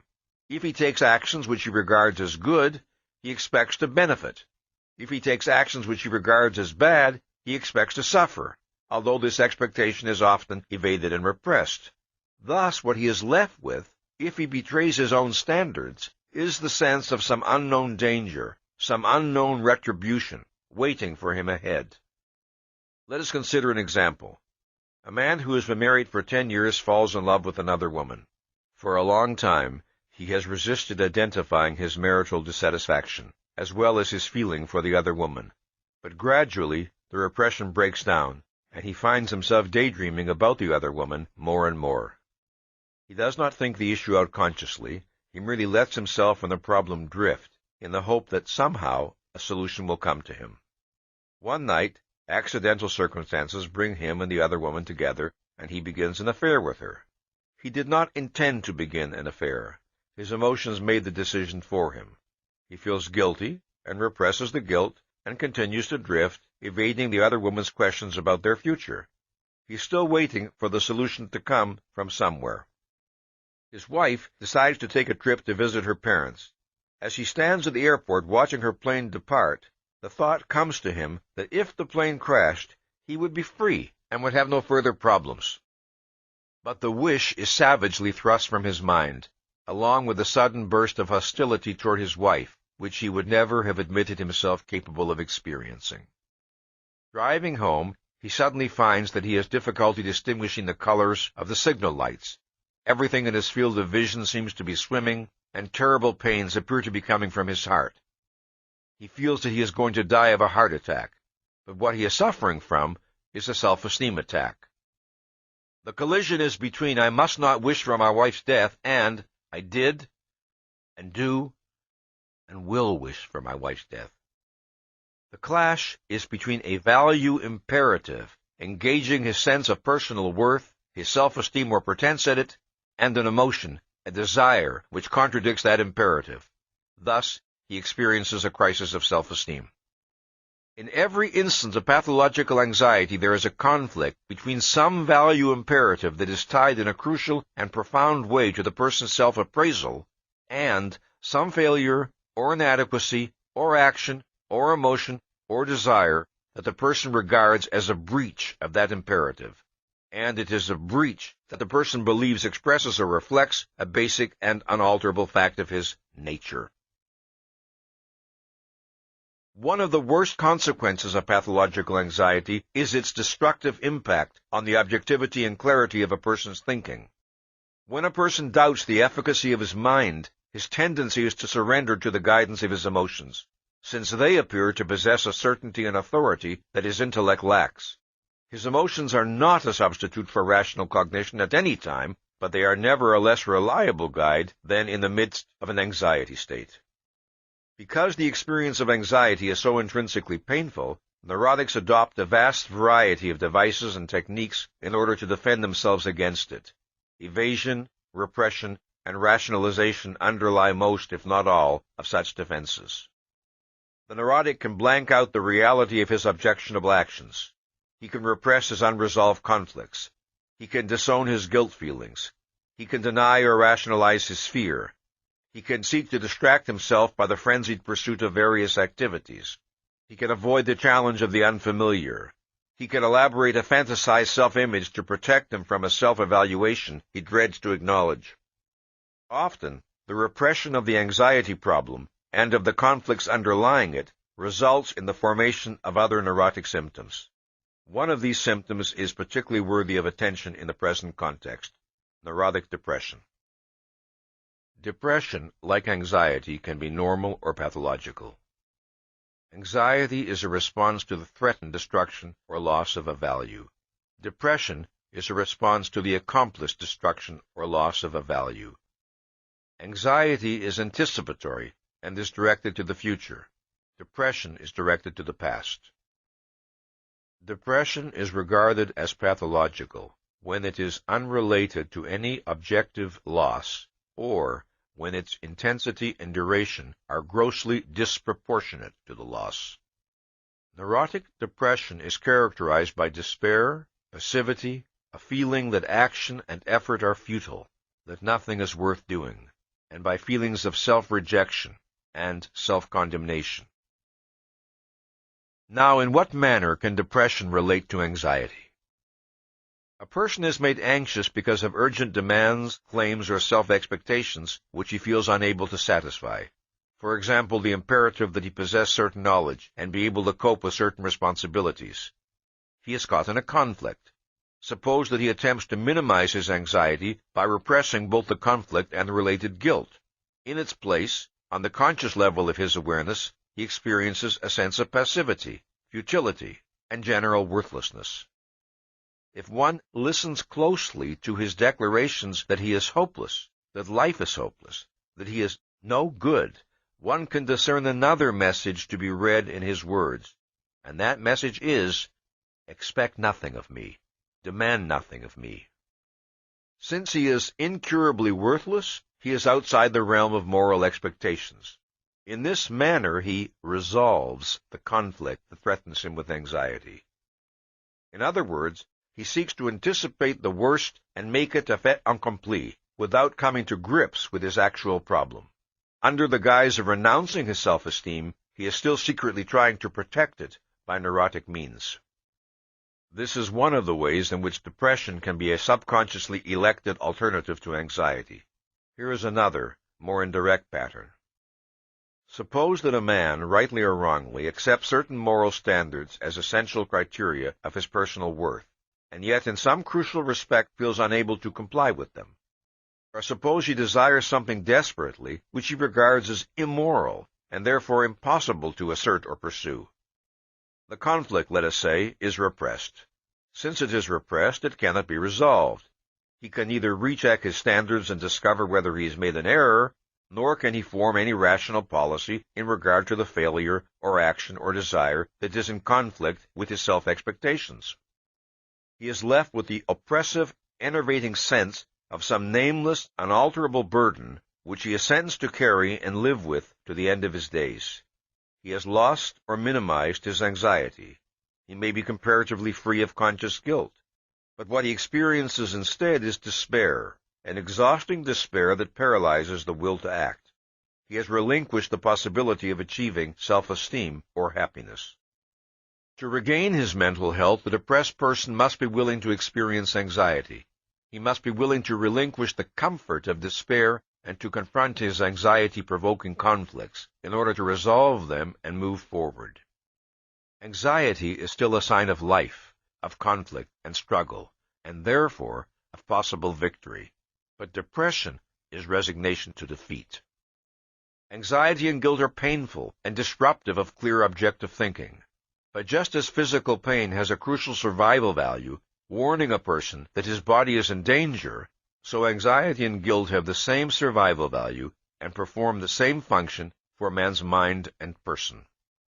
Man is free to ignore the warning signals of danger, but the warning is there, in the form of a penalty he cannot escape.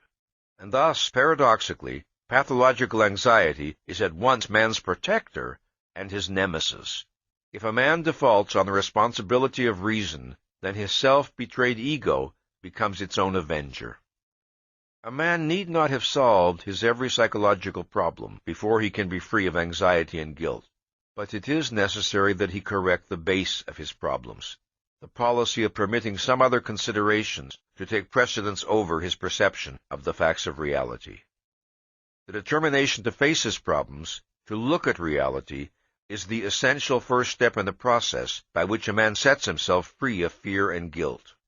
If and to the extent that this determination is maintained and implemented, psychological liberation will follow.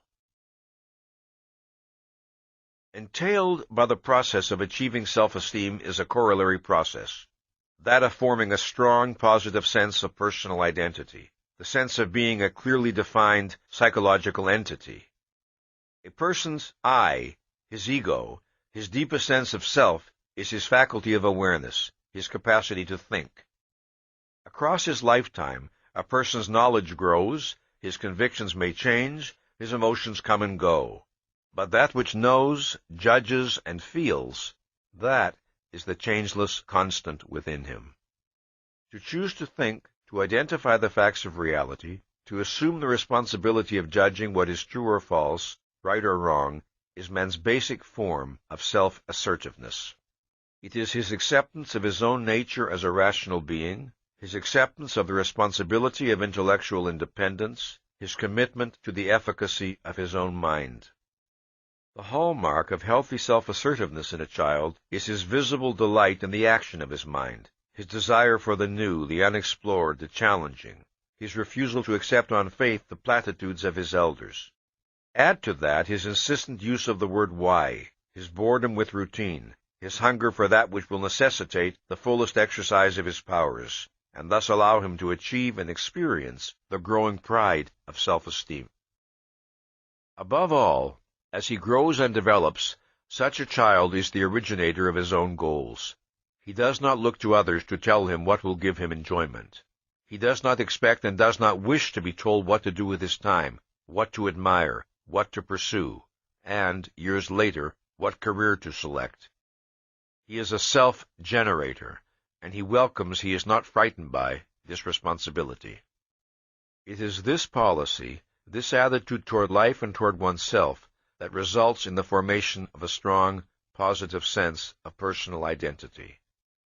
The process of healthy growth to psychological maturity rests on a person's acceptance of intellectual responsibility for his own existence.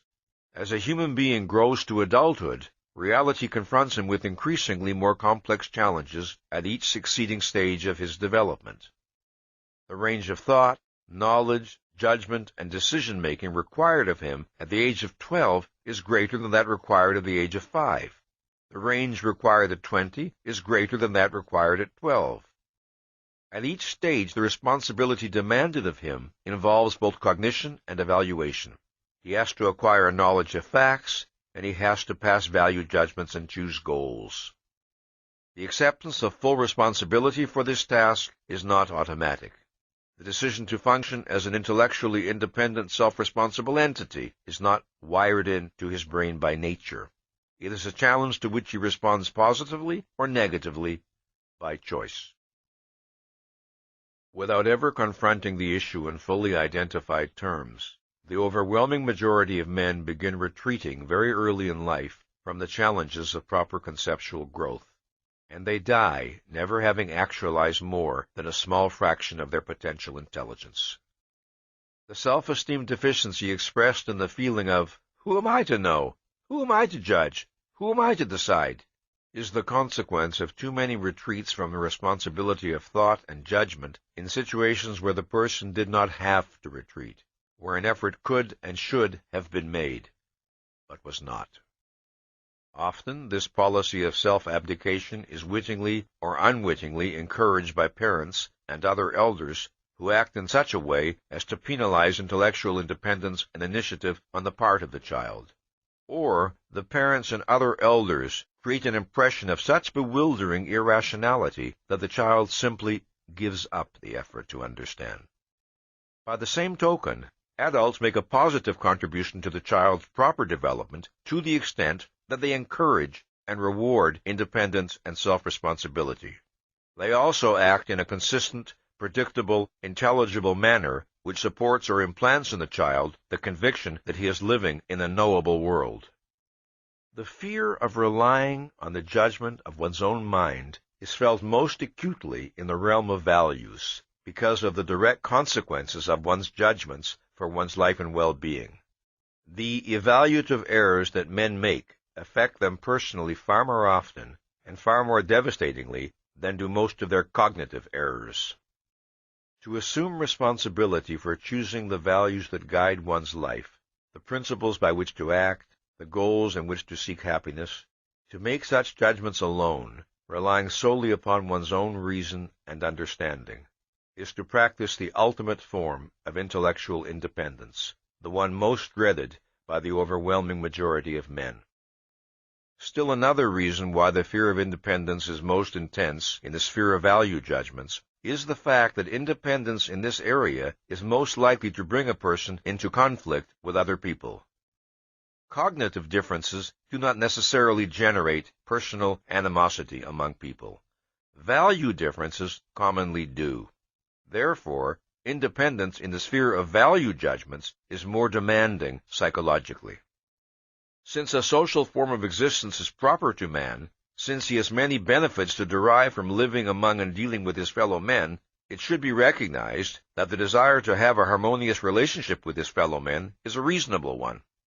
It becomes unreasonable only if and when a man subordinates his mind and judgment to that desire. In other words, if he places that desire above his perception of reality.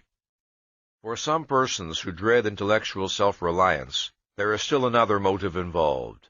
The process of rational thought and judgment is necessarily a process that a man performs alone. Men can learn from one another, but they cannot share the act of thinking. It is a solitary process, not a social one. There are men who dread independent thought and judgment precisely for this reason. It makes them aware of their separateness as living entities. It makes them aware of the responsibility they must bear for their own existence. It forces them to face their own being, and thus to confront the terror of their own state of non-being. To think, to judge, to choose one's values, is to be individuated, to create a distinct personal identity. But there are many people who, in their deepest emotions, do not want personal identity, however much they may scream to their psychiatrists that they are tormented by a sense of inner emptiness. This psychology represents the most profound form of rebellion against one's nature as man, the attempt to escape the responsibility of being human. Fear of intellectual independence can exist in various degrees of intensity. What are its consequences when it is the dominant element in a person's psychology? There is no escape from the facts of reality, no escape from man's nature or the manner of survival his nature requires. Every living species that possesses awareness can survive only by the guidance of its consciousness. If a person rejects his distinctive form of consciousness, If he decides that thinking is too much effort, or that choosing the values needed to guide his actions is too frightening a responsibility, then, if he wants to survive and to function in the world, he can do so only by means of the minds of others. He can do so only by means of their conclusions, their judgments, their values. He knows, consciously or subconsciously, that he does not know what to do and that knowledge is required to make decisions in the face of the countless alternatives that confront him every day of his life. But others seem to know how to live and function. So the only way to exist, he feels, is to follow their lead and live by their knowledge. They will spare him the effort and the risk. He does not begin by choosing to be an intellectual dependent. He begins by failing to assume the responsibility of thinking and judging on his own. Then he is forced into the position of a dependent. A person of self-esteem deals with reality, with nature, with an objective universe of facts. He holds his mind as his tool of survival and develops his ability to think. But the psychoepistemological dependent lives not in a universe of facts, but a universe of people. People, not facts, are his reality. Reality is reality as perceived by them. It is on them that his consciousness must focus. It is they who he must understand, or please, or placate, or deceive, or maneuver, or manipulate, or obey. To grasp and successfully to satisfy the expectations, conditions, demands, terms, values of others is experienced by him as his deepest, most urgent need. The temporary diminution of his anxiety, which the approval of others offers him, is his substitute for self-esteem. This is the phenomenon that I call social metaphysics. Remember that metaphysics is one's view of the nature of reality. To the psychoepistemological dependent, reality is people. In his thinking, people occupy the place which, in the mind of a rational person, is occupied by reality. Social metaphysics, then, is the psychological syndrome that characterizes a person who holds the minds of other people, not objective reality, as his ultimate frame of reference.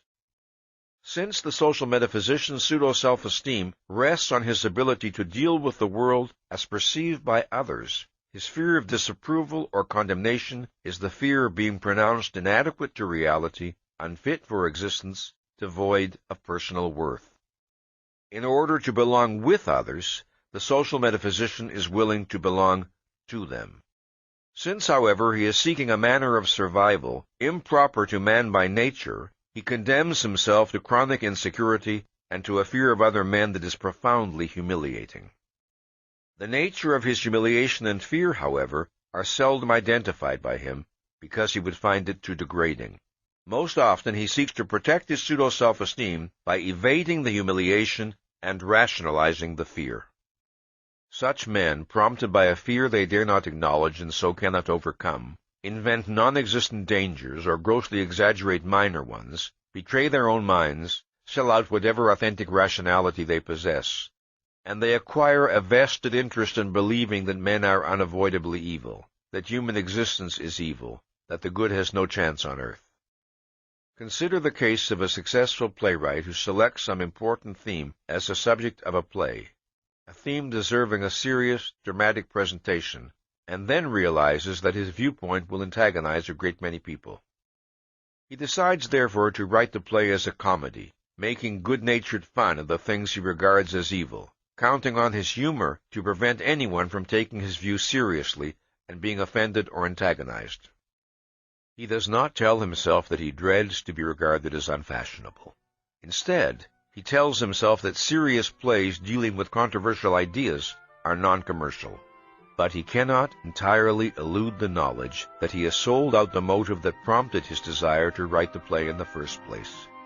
So, he retaliates against his discomforting sense of moral uncleanliness by cursing the stupidity and bad taste of the masses. To the extent that men irrationally surrender to fear, they increase the power of fear over their lives. More and more things acquire the power to invoke fear in them. Their self-confidence diminishes, and their sense of danger grows. With every surrender to the consciousness of others, with every successive betrayal, the social metaphysician's sense of alienation from reality worsens, and his sense of impotence finds confirmation. There are many different types of social metaphysicians. The following traits, however, are common to all: the absence of a firm, unyielding concept of existence, facts, reality, as apart from the judgments, beliefs, opinions, feelings of others; a sense of fundamental helplessness or impotence, a feeling of metaphysical inefficacy; a profound fear of other people, and an implicit belief that other people control that unknowable realm, reality; a pseudo-self-esteem that is tied to and dependent on the responses of the significant others; and a tragic or malevolent sense of life, a belief that the universe is essentially inimical to one's interests. The most fundamental of these traits, the one that makes all the others inevitable, is the absence of a firm, independent sense of objective reality. This is the vacuum that is filled by the consciousness of others, and this is the void that is responsible for that desolate feeling of alienation which is every social metaphysician's chronic torture. It is important to observe that the experience of self-alienation and the feeling of being alienated from the world around one proceed from the same cause, one's default on the responsibility of thinking. The suspension of proper cognitive contact with reality and the suspension of one's ego are a single act. A flight from reality is a flight from self. The most common and easily identifiable type of social metaphysician is the person whose values and view of life are a direct reflection and product of his particular culture or subculture.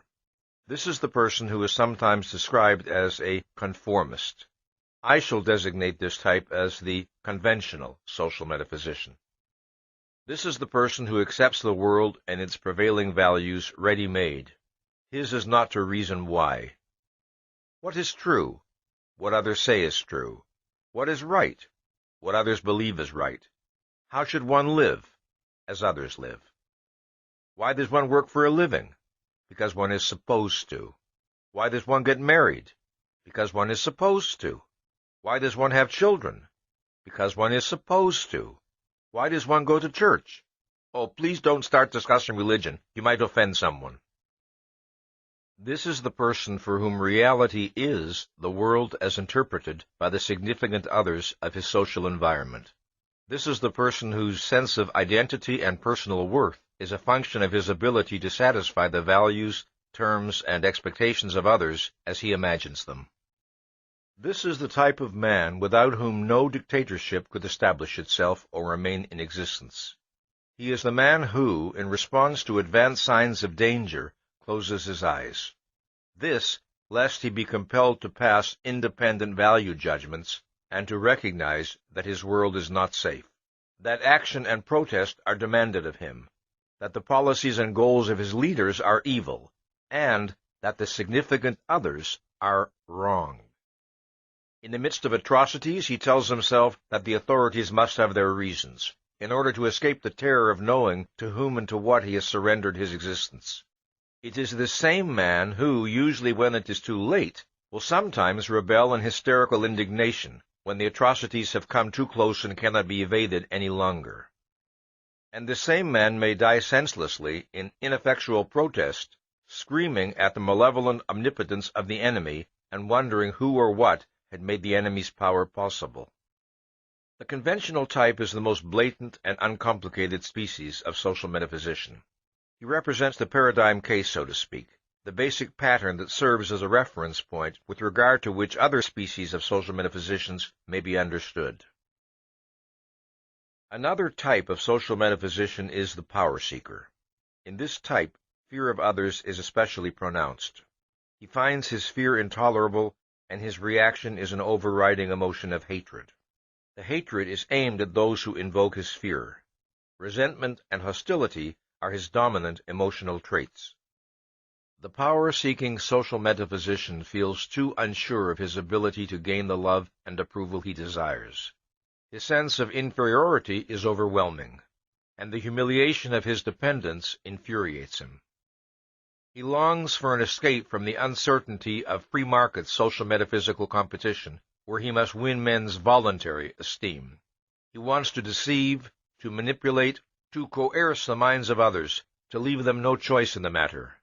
He wants to reach a position where he can command respect, obedience, love. As an example, consider King Frederick Wilhelm of Prussia, who would beat his subjects while shouting at them, "You must not fear me, you must love me." This is the psychology of any dictator, from Hitler to Stalin to Khrushchev to Castro to Mao. Fear is the emotion which power-seeking social metaphysicians understand best. The absence of fear in any person they deal with robs them of their delusion of efficacy. Their sense of personal identity tends to evaporate in such a person's presence. Faced with the question, what am I to do with my life, or what will make me happy, the conventional social metaphysician seeks the answer among the standard values of his culture: respectability, financial success, marriage, family, professional competence, and so on. Faced with the question, how am I to make my existence endurable, the power-seeking social metaphysician seeks the answer in aggressive and destructive action aimed at the external object of his fear, other people.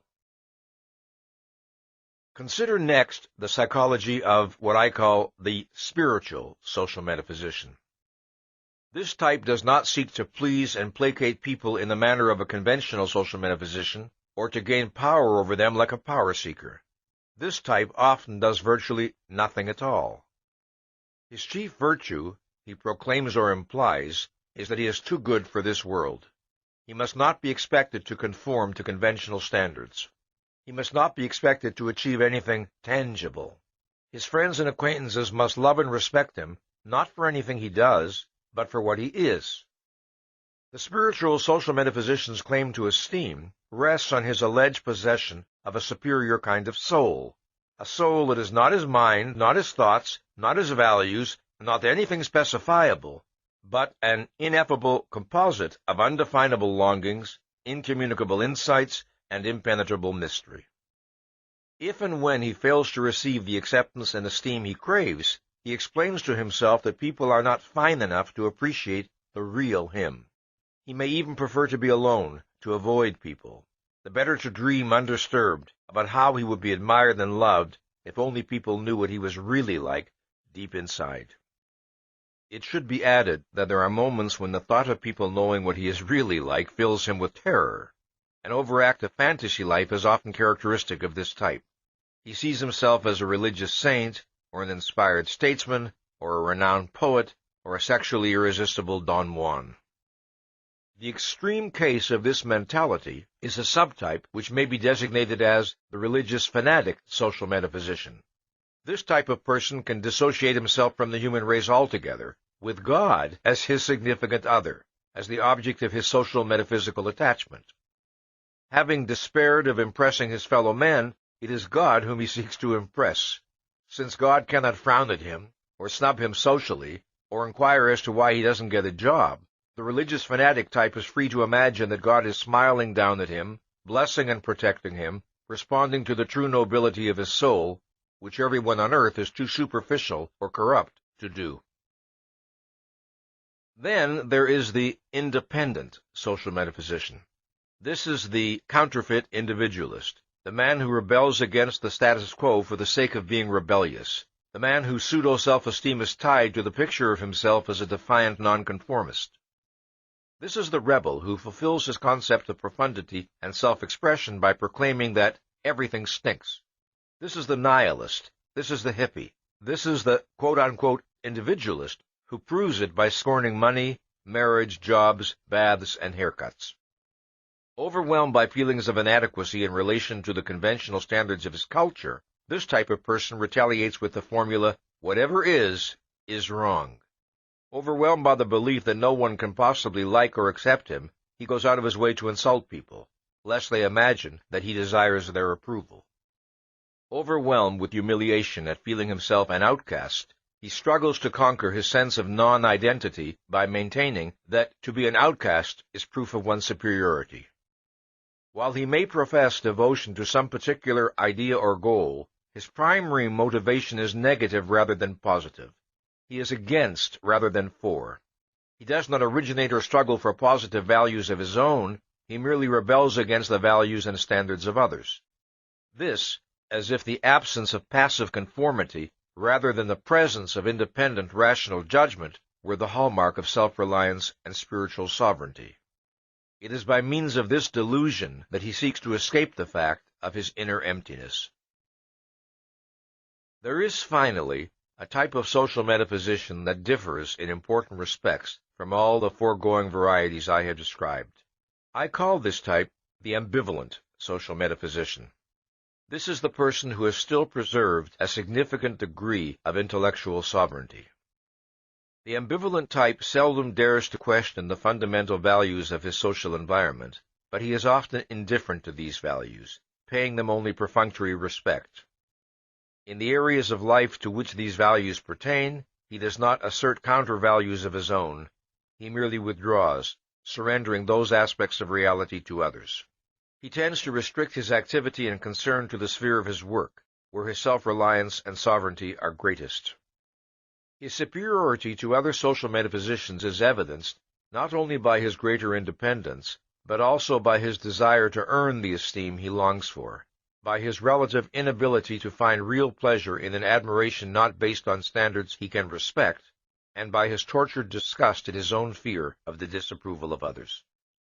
Among this type, one will find men of distinguished achievements and outstanding creative originality, men whose treason and tragedy lie in the contrast between their private lives and their lives as creators. These are the men who have the courage to challenge the cognitive judgments of world figures, but lack the courage to challenge the value judgments of the folks next door. It must be understood that none of the social metaphysical types I have described are intended to represent mutually exclusive categories. Any particular social metaphysician may possess characteristics of several types. The purpose of such a typological description is to isolate certain dominant trends among social metaphysicians. The forms that social metaphysics can take are virtually unlimited, but if one grasps the principles involved, one will be better able to understand the appalling consequences to which such social metaphysics leads. It has been barely possible here to hint at those consequences. The full story cannot be told in so brief a discussion, but it is written in blood across the pages of history. Now, let's examine the psychology of sex and romantic love and their relationship to self-esteem. The two sources of greatest potential happiness for human beings are productive work and romantic love.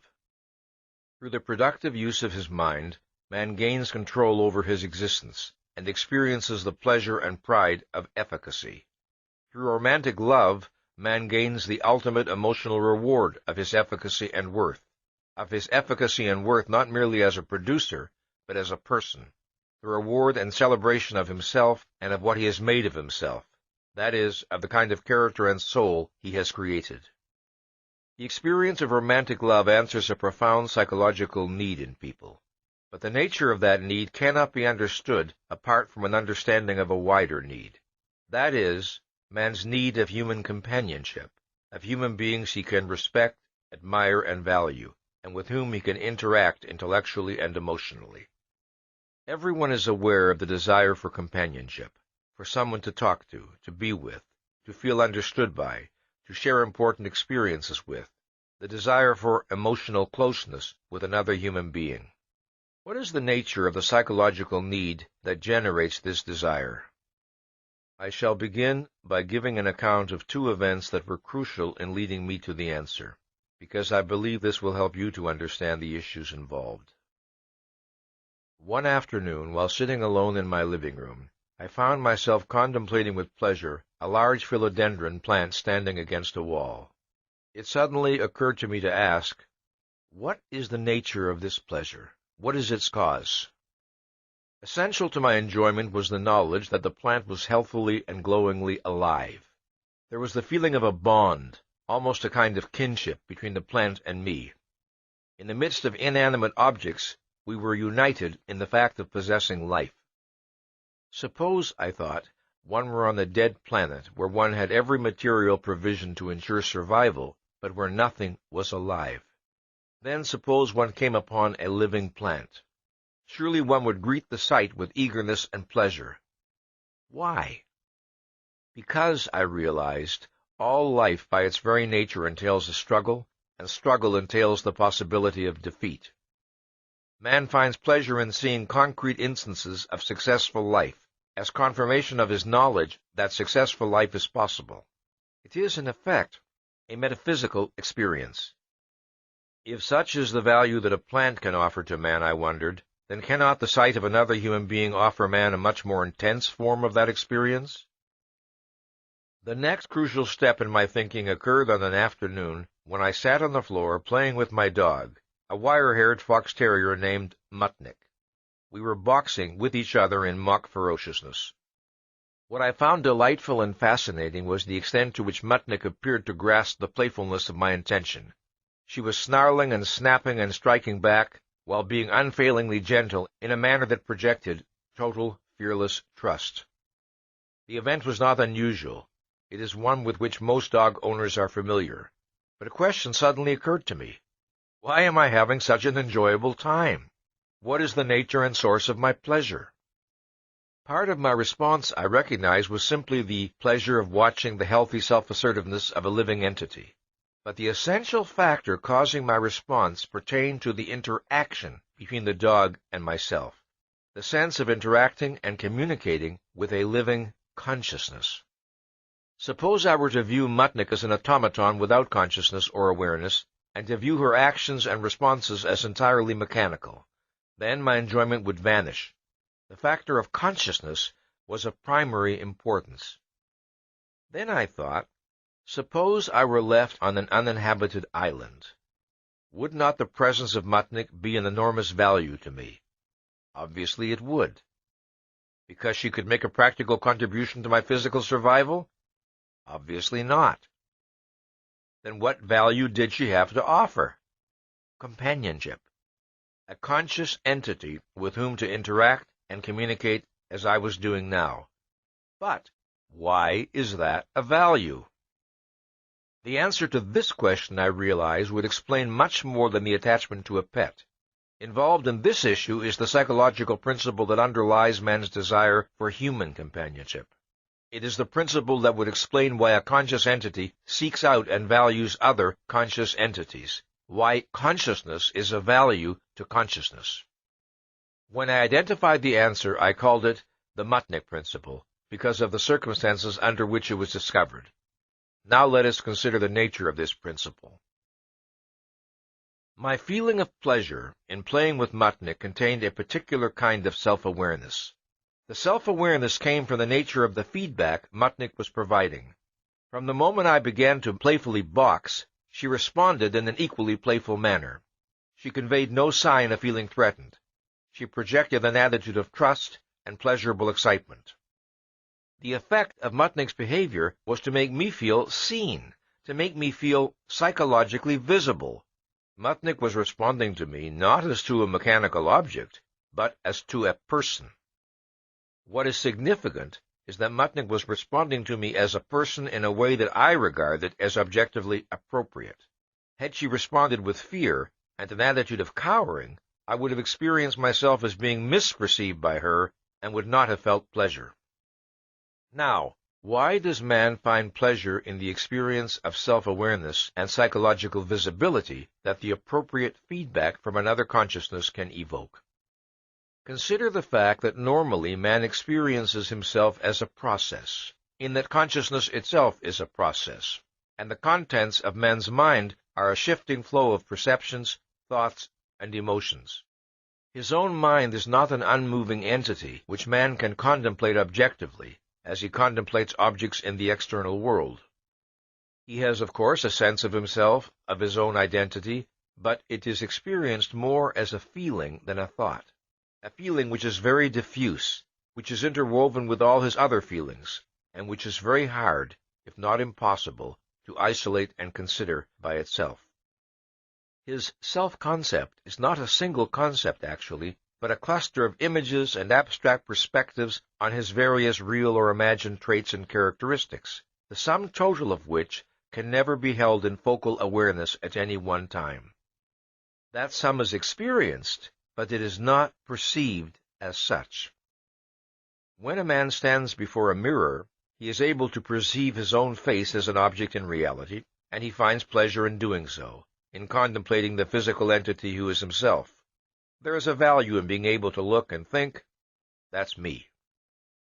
Is there a mirror in which man can perceive his psychological self, in which, in effect, he can perceive his own soul? Yes. The mirror is another consciousness. Man is able alone to know himself conceptually. What another consciousness can offer is the opportunity for man to experience himself perceptually. To a very small extent, that was the opportunity afforded me by Mutnik. In her response, I was able to see reflected an aspect of my own personality.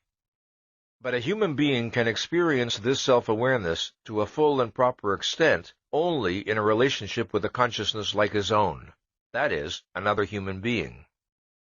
Just as there are many different aspects of a man's personality and inner life, so a man may feel visible in different respects in different human relationships.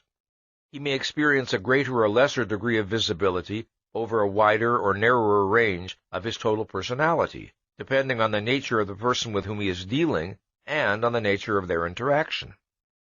The mere fact of holding a conversation with another human being entails a marginal experience of visibility, if only the experience of being perceived as a conscious entity. However, in a close human relationship, with a person one deeply admires and cares for, one expects a far more profound visibility involving highly individual and intimate aspects of one's inner life.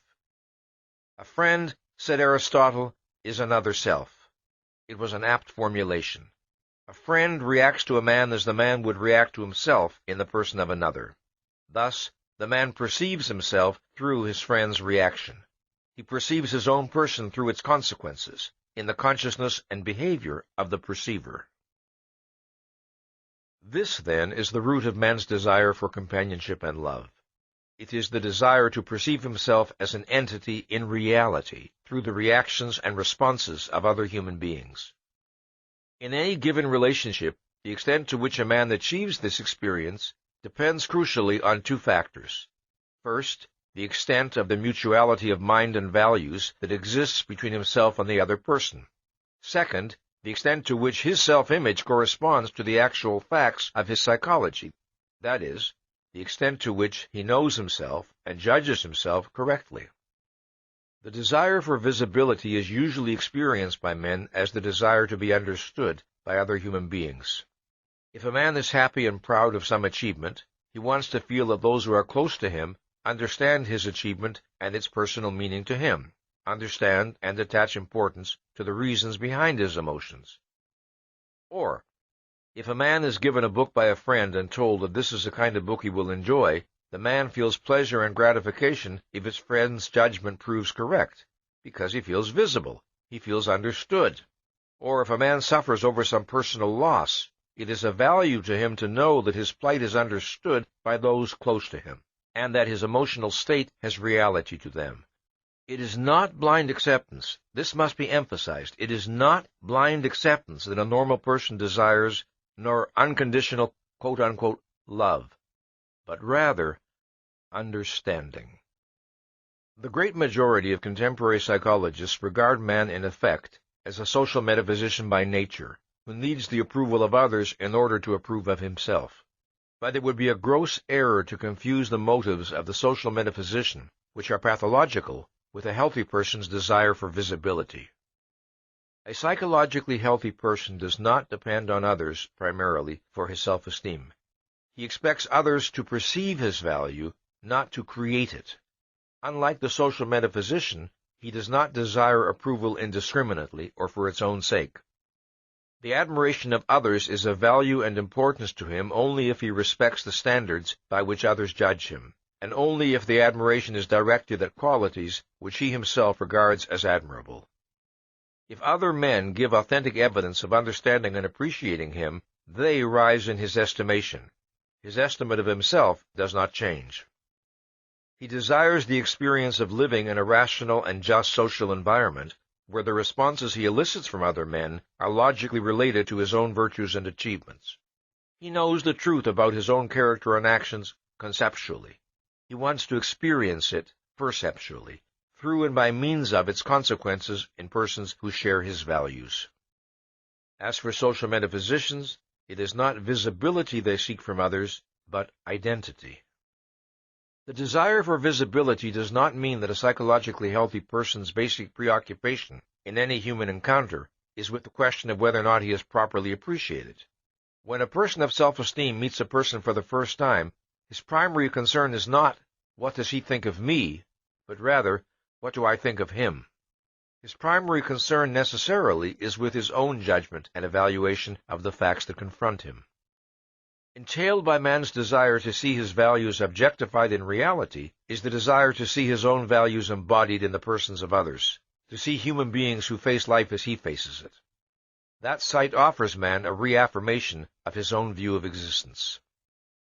A man can feel visible in different respects and to varying degrees in different human relationships. A relationship with a casual stranger does not afford man the degree of visibility he experiences with an acquaintance. A relationship with an acquaintance does not afford man the degree of visibility he experiences with an intimate friend. But there is one relationship which is unique in the depth and comprehensiveness of the visibility it entails: romantic love. Contained in every human being's self-concept is the awareness of being male or female.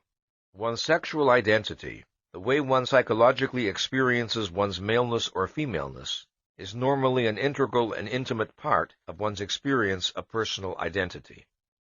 One's psychosexual identity is the product and reflection of the manner in which one responds to one's nature as a sexual being, just as one's personal identity is the product and reflection of the manner in which one responds to one's nature as a human being.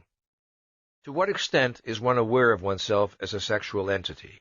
What is one's view of sex and of its significance in human life? How does one feel about one's own body? How does one view the opposite sex? How does one identify the respective sexual roles of man and woman? How does one evaluate one's own sexual role? It is his answers to such questions that determine a human being's sexual psychology. The single most pertinent factor in determining a person's sexual attitudes is the general level of his self-esteem.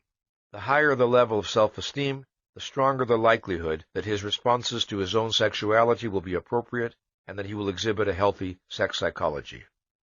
A healthy masculinity or femininity is the consequence and expression of a rationally affirmative response to one's own sexual nature. What does this entail?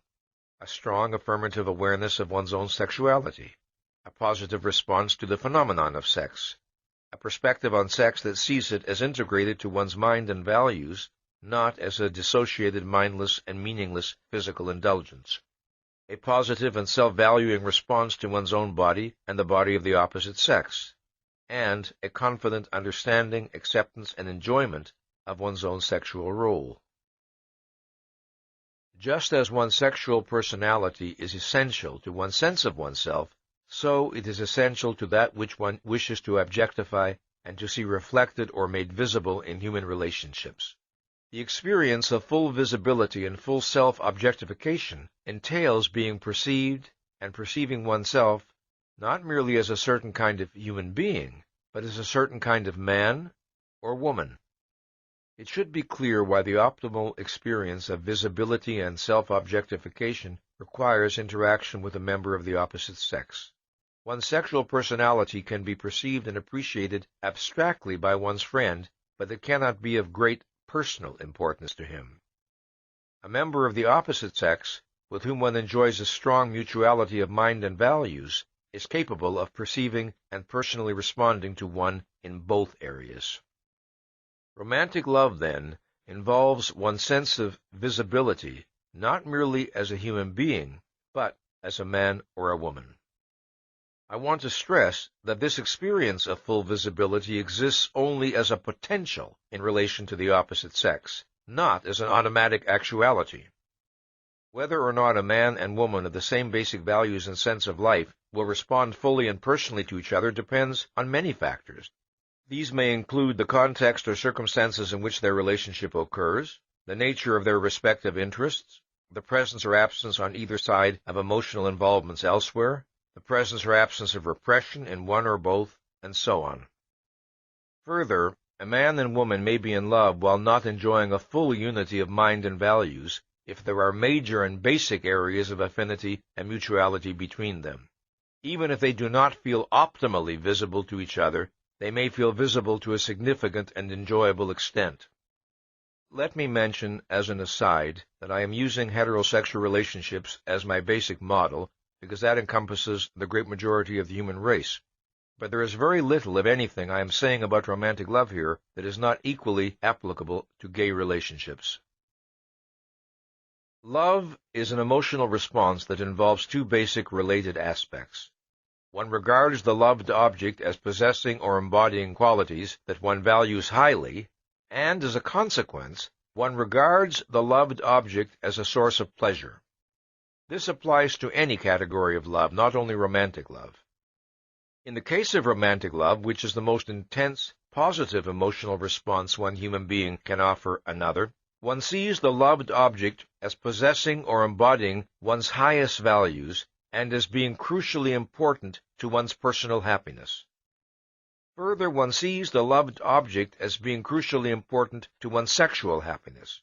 This is one of the defining characteristics of romantic love.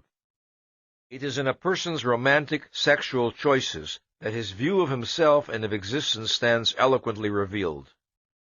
A man falls in love with and sexually desires the woman who reflects his deepest values. A man of self-esteem, a man in love with himself and with life, feels an intense need to find human beings he can admire, and to find a spiritual equal whom he can love. The quality that will attract him most is self-esteem and an unclouded sense of the value of existence. To such a man, sex is an act of celebration. Its meaning is a tribute to himself and to the woman he has chosen, the ultimate form of experiencing concretely and in his own person the value and joy of being alive. The need for such an experience is inherent in man's nature.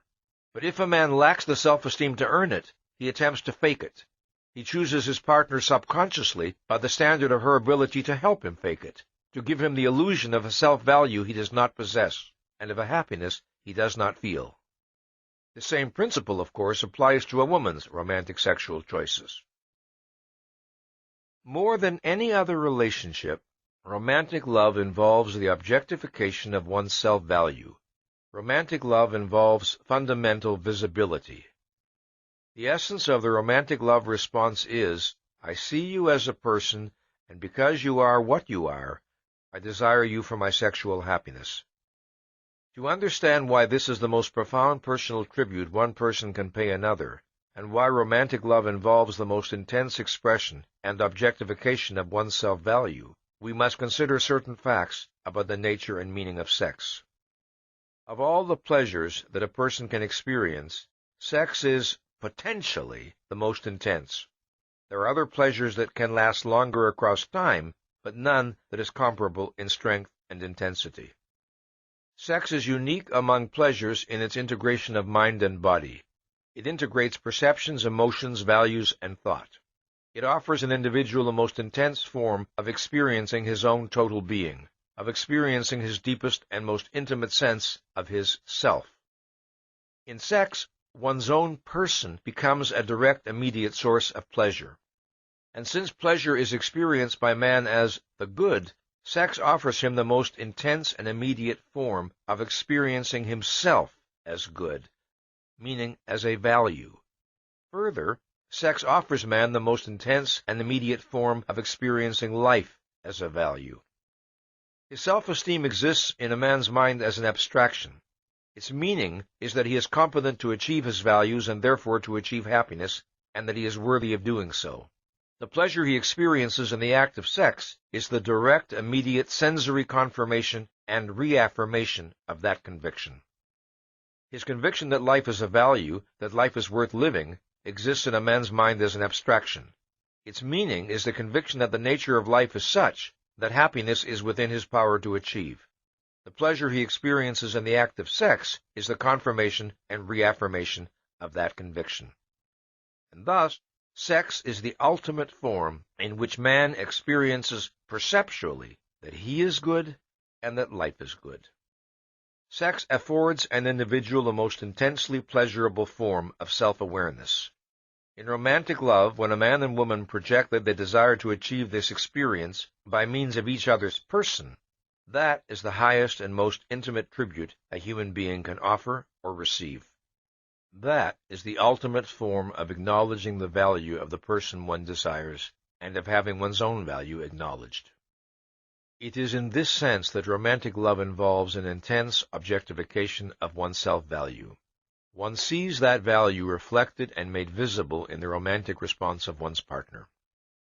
A crucial element involved in this experience is the perception of one's efficacy as a source of pleasure to the being one loves. One feels that it is one's person, not merely one's body, that is the cause of the pleasure felt by one's partner. Thus, one sees one's own soul and its value in the emotions on the face of one's partner. If in sex one desires the freedom to be spontaneous, to be emotionally open and uninhibited, to assert one's right to pleasure, and to flaunt one's pleasure in oneself, then the person one most desires is a person with whom one feels freest to be oneself. The person one most desires is the person whom one regards as one's proper psychological mirror, the person who reflects one's deepest view of oneself and of life. That is the person who will allow one to experience optimally the things one wishes to experience in the realm of sex. Most people experience great difficulty in identifying the cause of their romantic sexual choices, not only because most people are poor introspectors, but also because the factors that bring about a romantic attraction between two individuals are enormously complex. I spoke of a mutuality of mind and values, but that's a very wide abstraction. What more specifically does it entail? To answer that question, we must consider a concept that is basic to an understanding of romantic love, the concept of sense of life. A sense of life is the emotional form in which a person experiences his deepest view of existence and of his own relationship to existence. It is the subconsciously integrated sum of a person's broadest and deepest conclusions about the world, about life, and about himself. The formulation of a sense of life begins in early childhood, long before the child is able to think about the world and himself in philosophical terms. The conscious philosophical convictions he acquires later may or may not be in accord with his sense of life. This depends on such factors as how rational he is, how conceptually reflective about his own life, and how well integrated psychologically.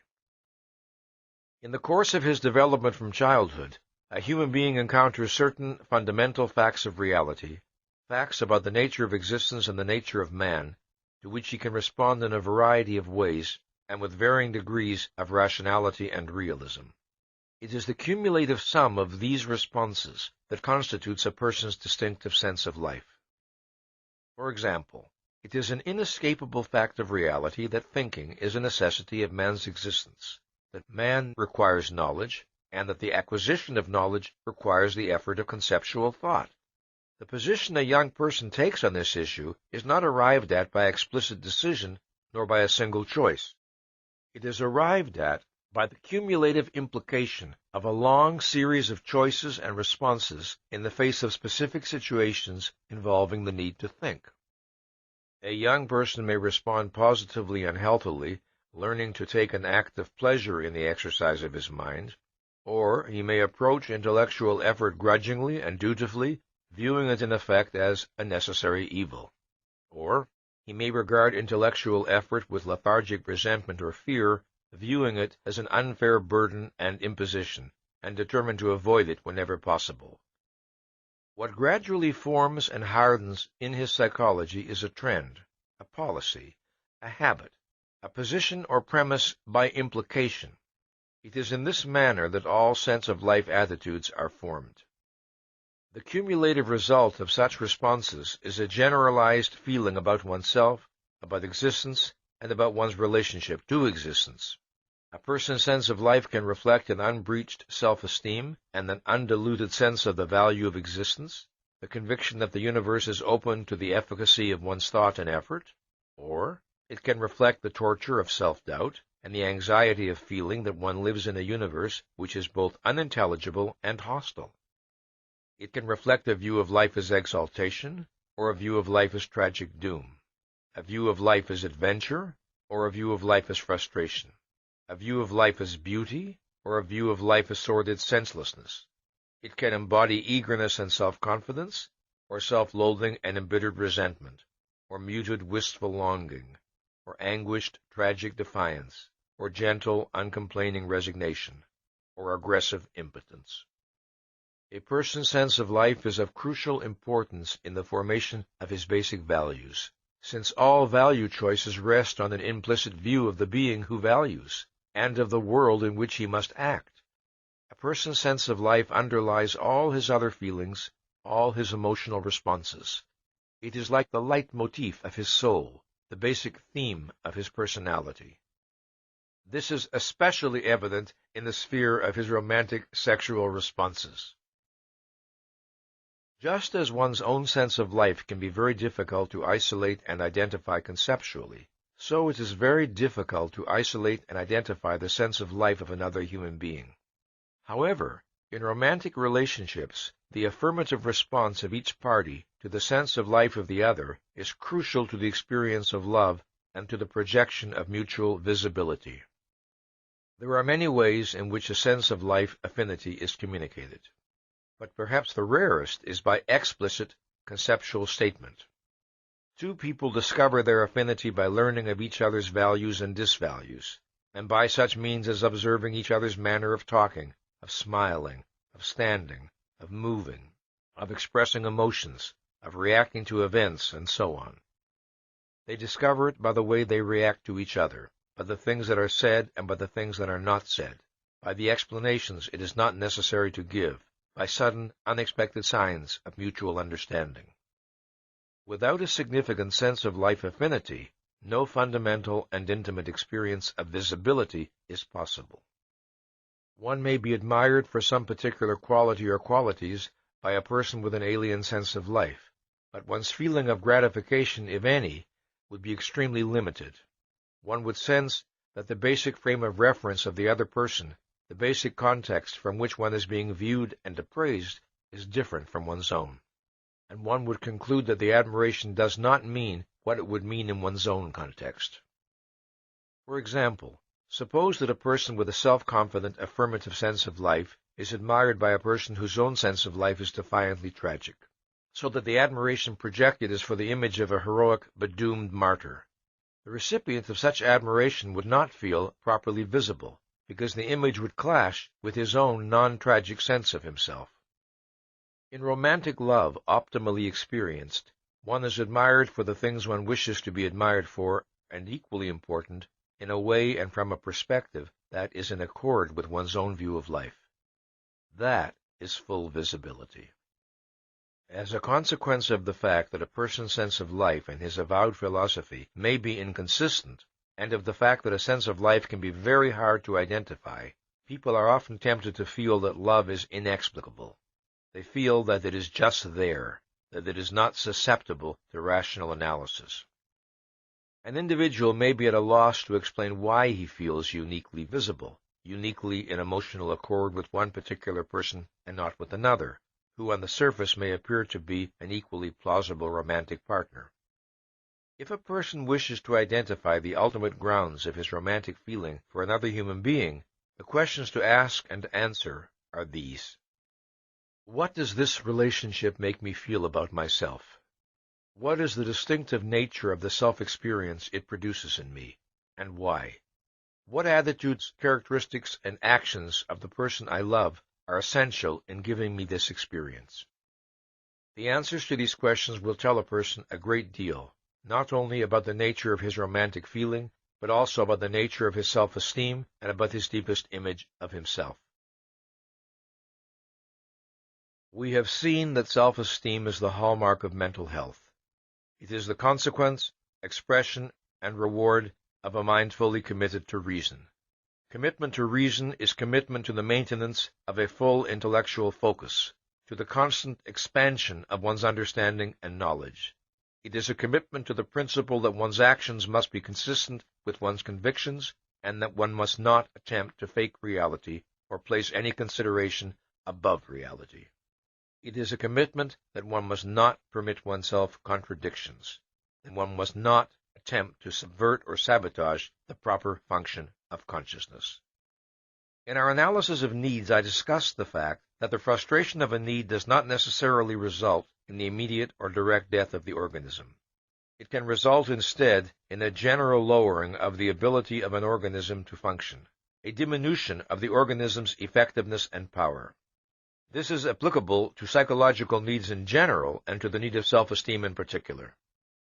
Obviously, people do not normally die from a deficiency of self-esteem, but the extent of that deficiency is the extent of their inability to live and to enjoy life. That ability or inability is measured in terms of a person's capacity to optimize his intellectual and creative potential, to translate that potential into productive achievement, to function effectively and unimpededly on the emotional as well as on the intellectual level, to love and to give objective expression to his love, and to explore the challenges and reap the rewards that human existence offers to man. In order to deal with reality successfully, to pursue and achieve the values which his life and happiness require, man needs self-esteem. He needs to be confident of his efficacy and worth. Anxiety and guilt, the antipodes of self-esteem, and the insignia of mental illness, are the disintegrators of thought, the distorters of values, and the paralyzers of action. When a person of self-esteem chooses his values and sets his goals, when he projects the long-range purposes that will unify and guide his actions, it is like a bridge thrown to the future. It is like a bridge across which his life will pass, a bridge supported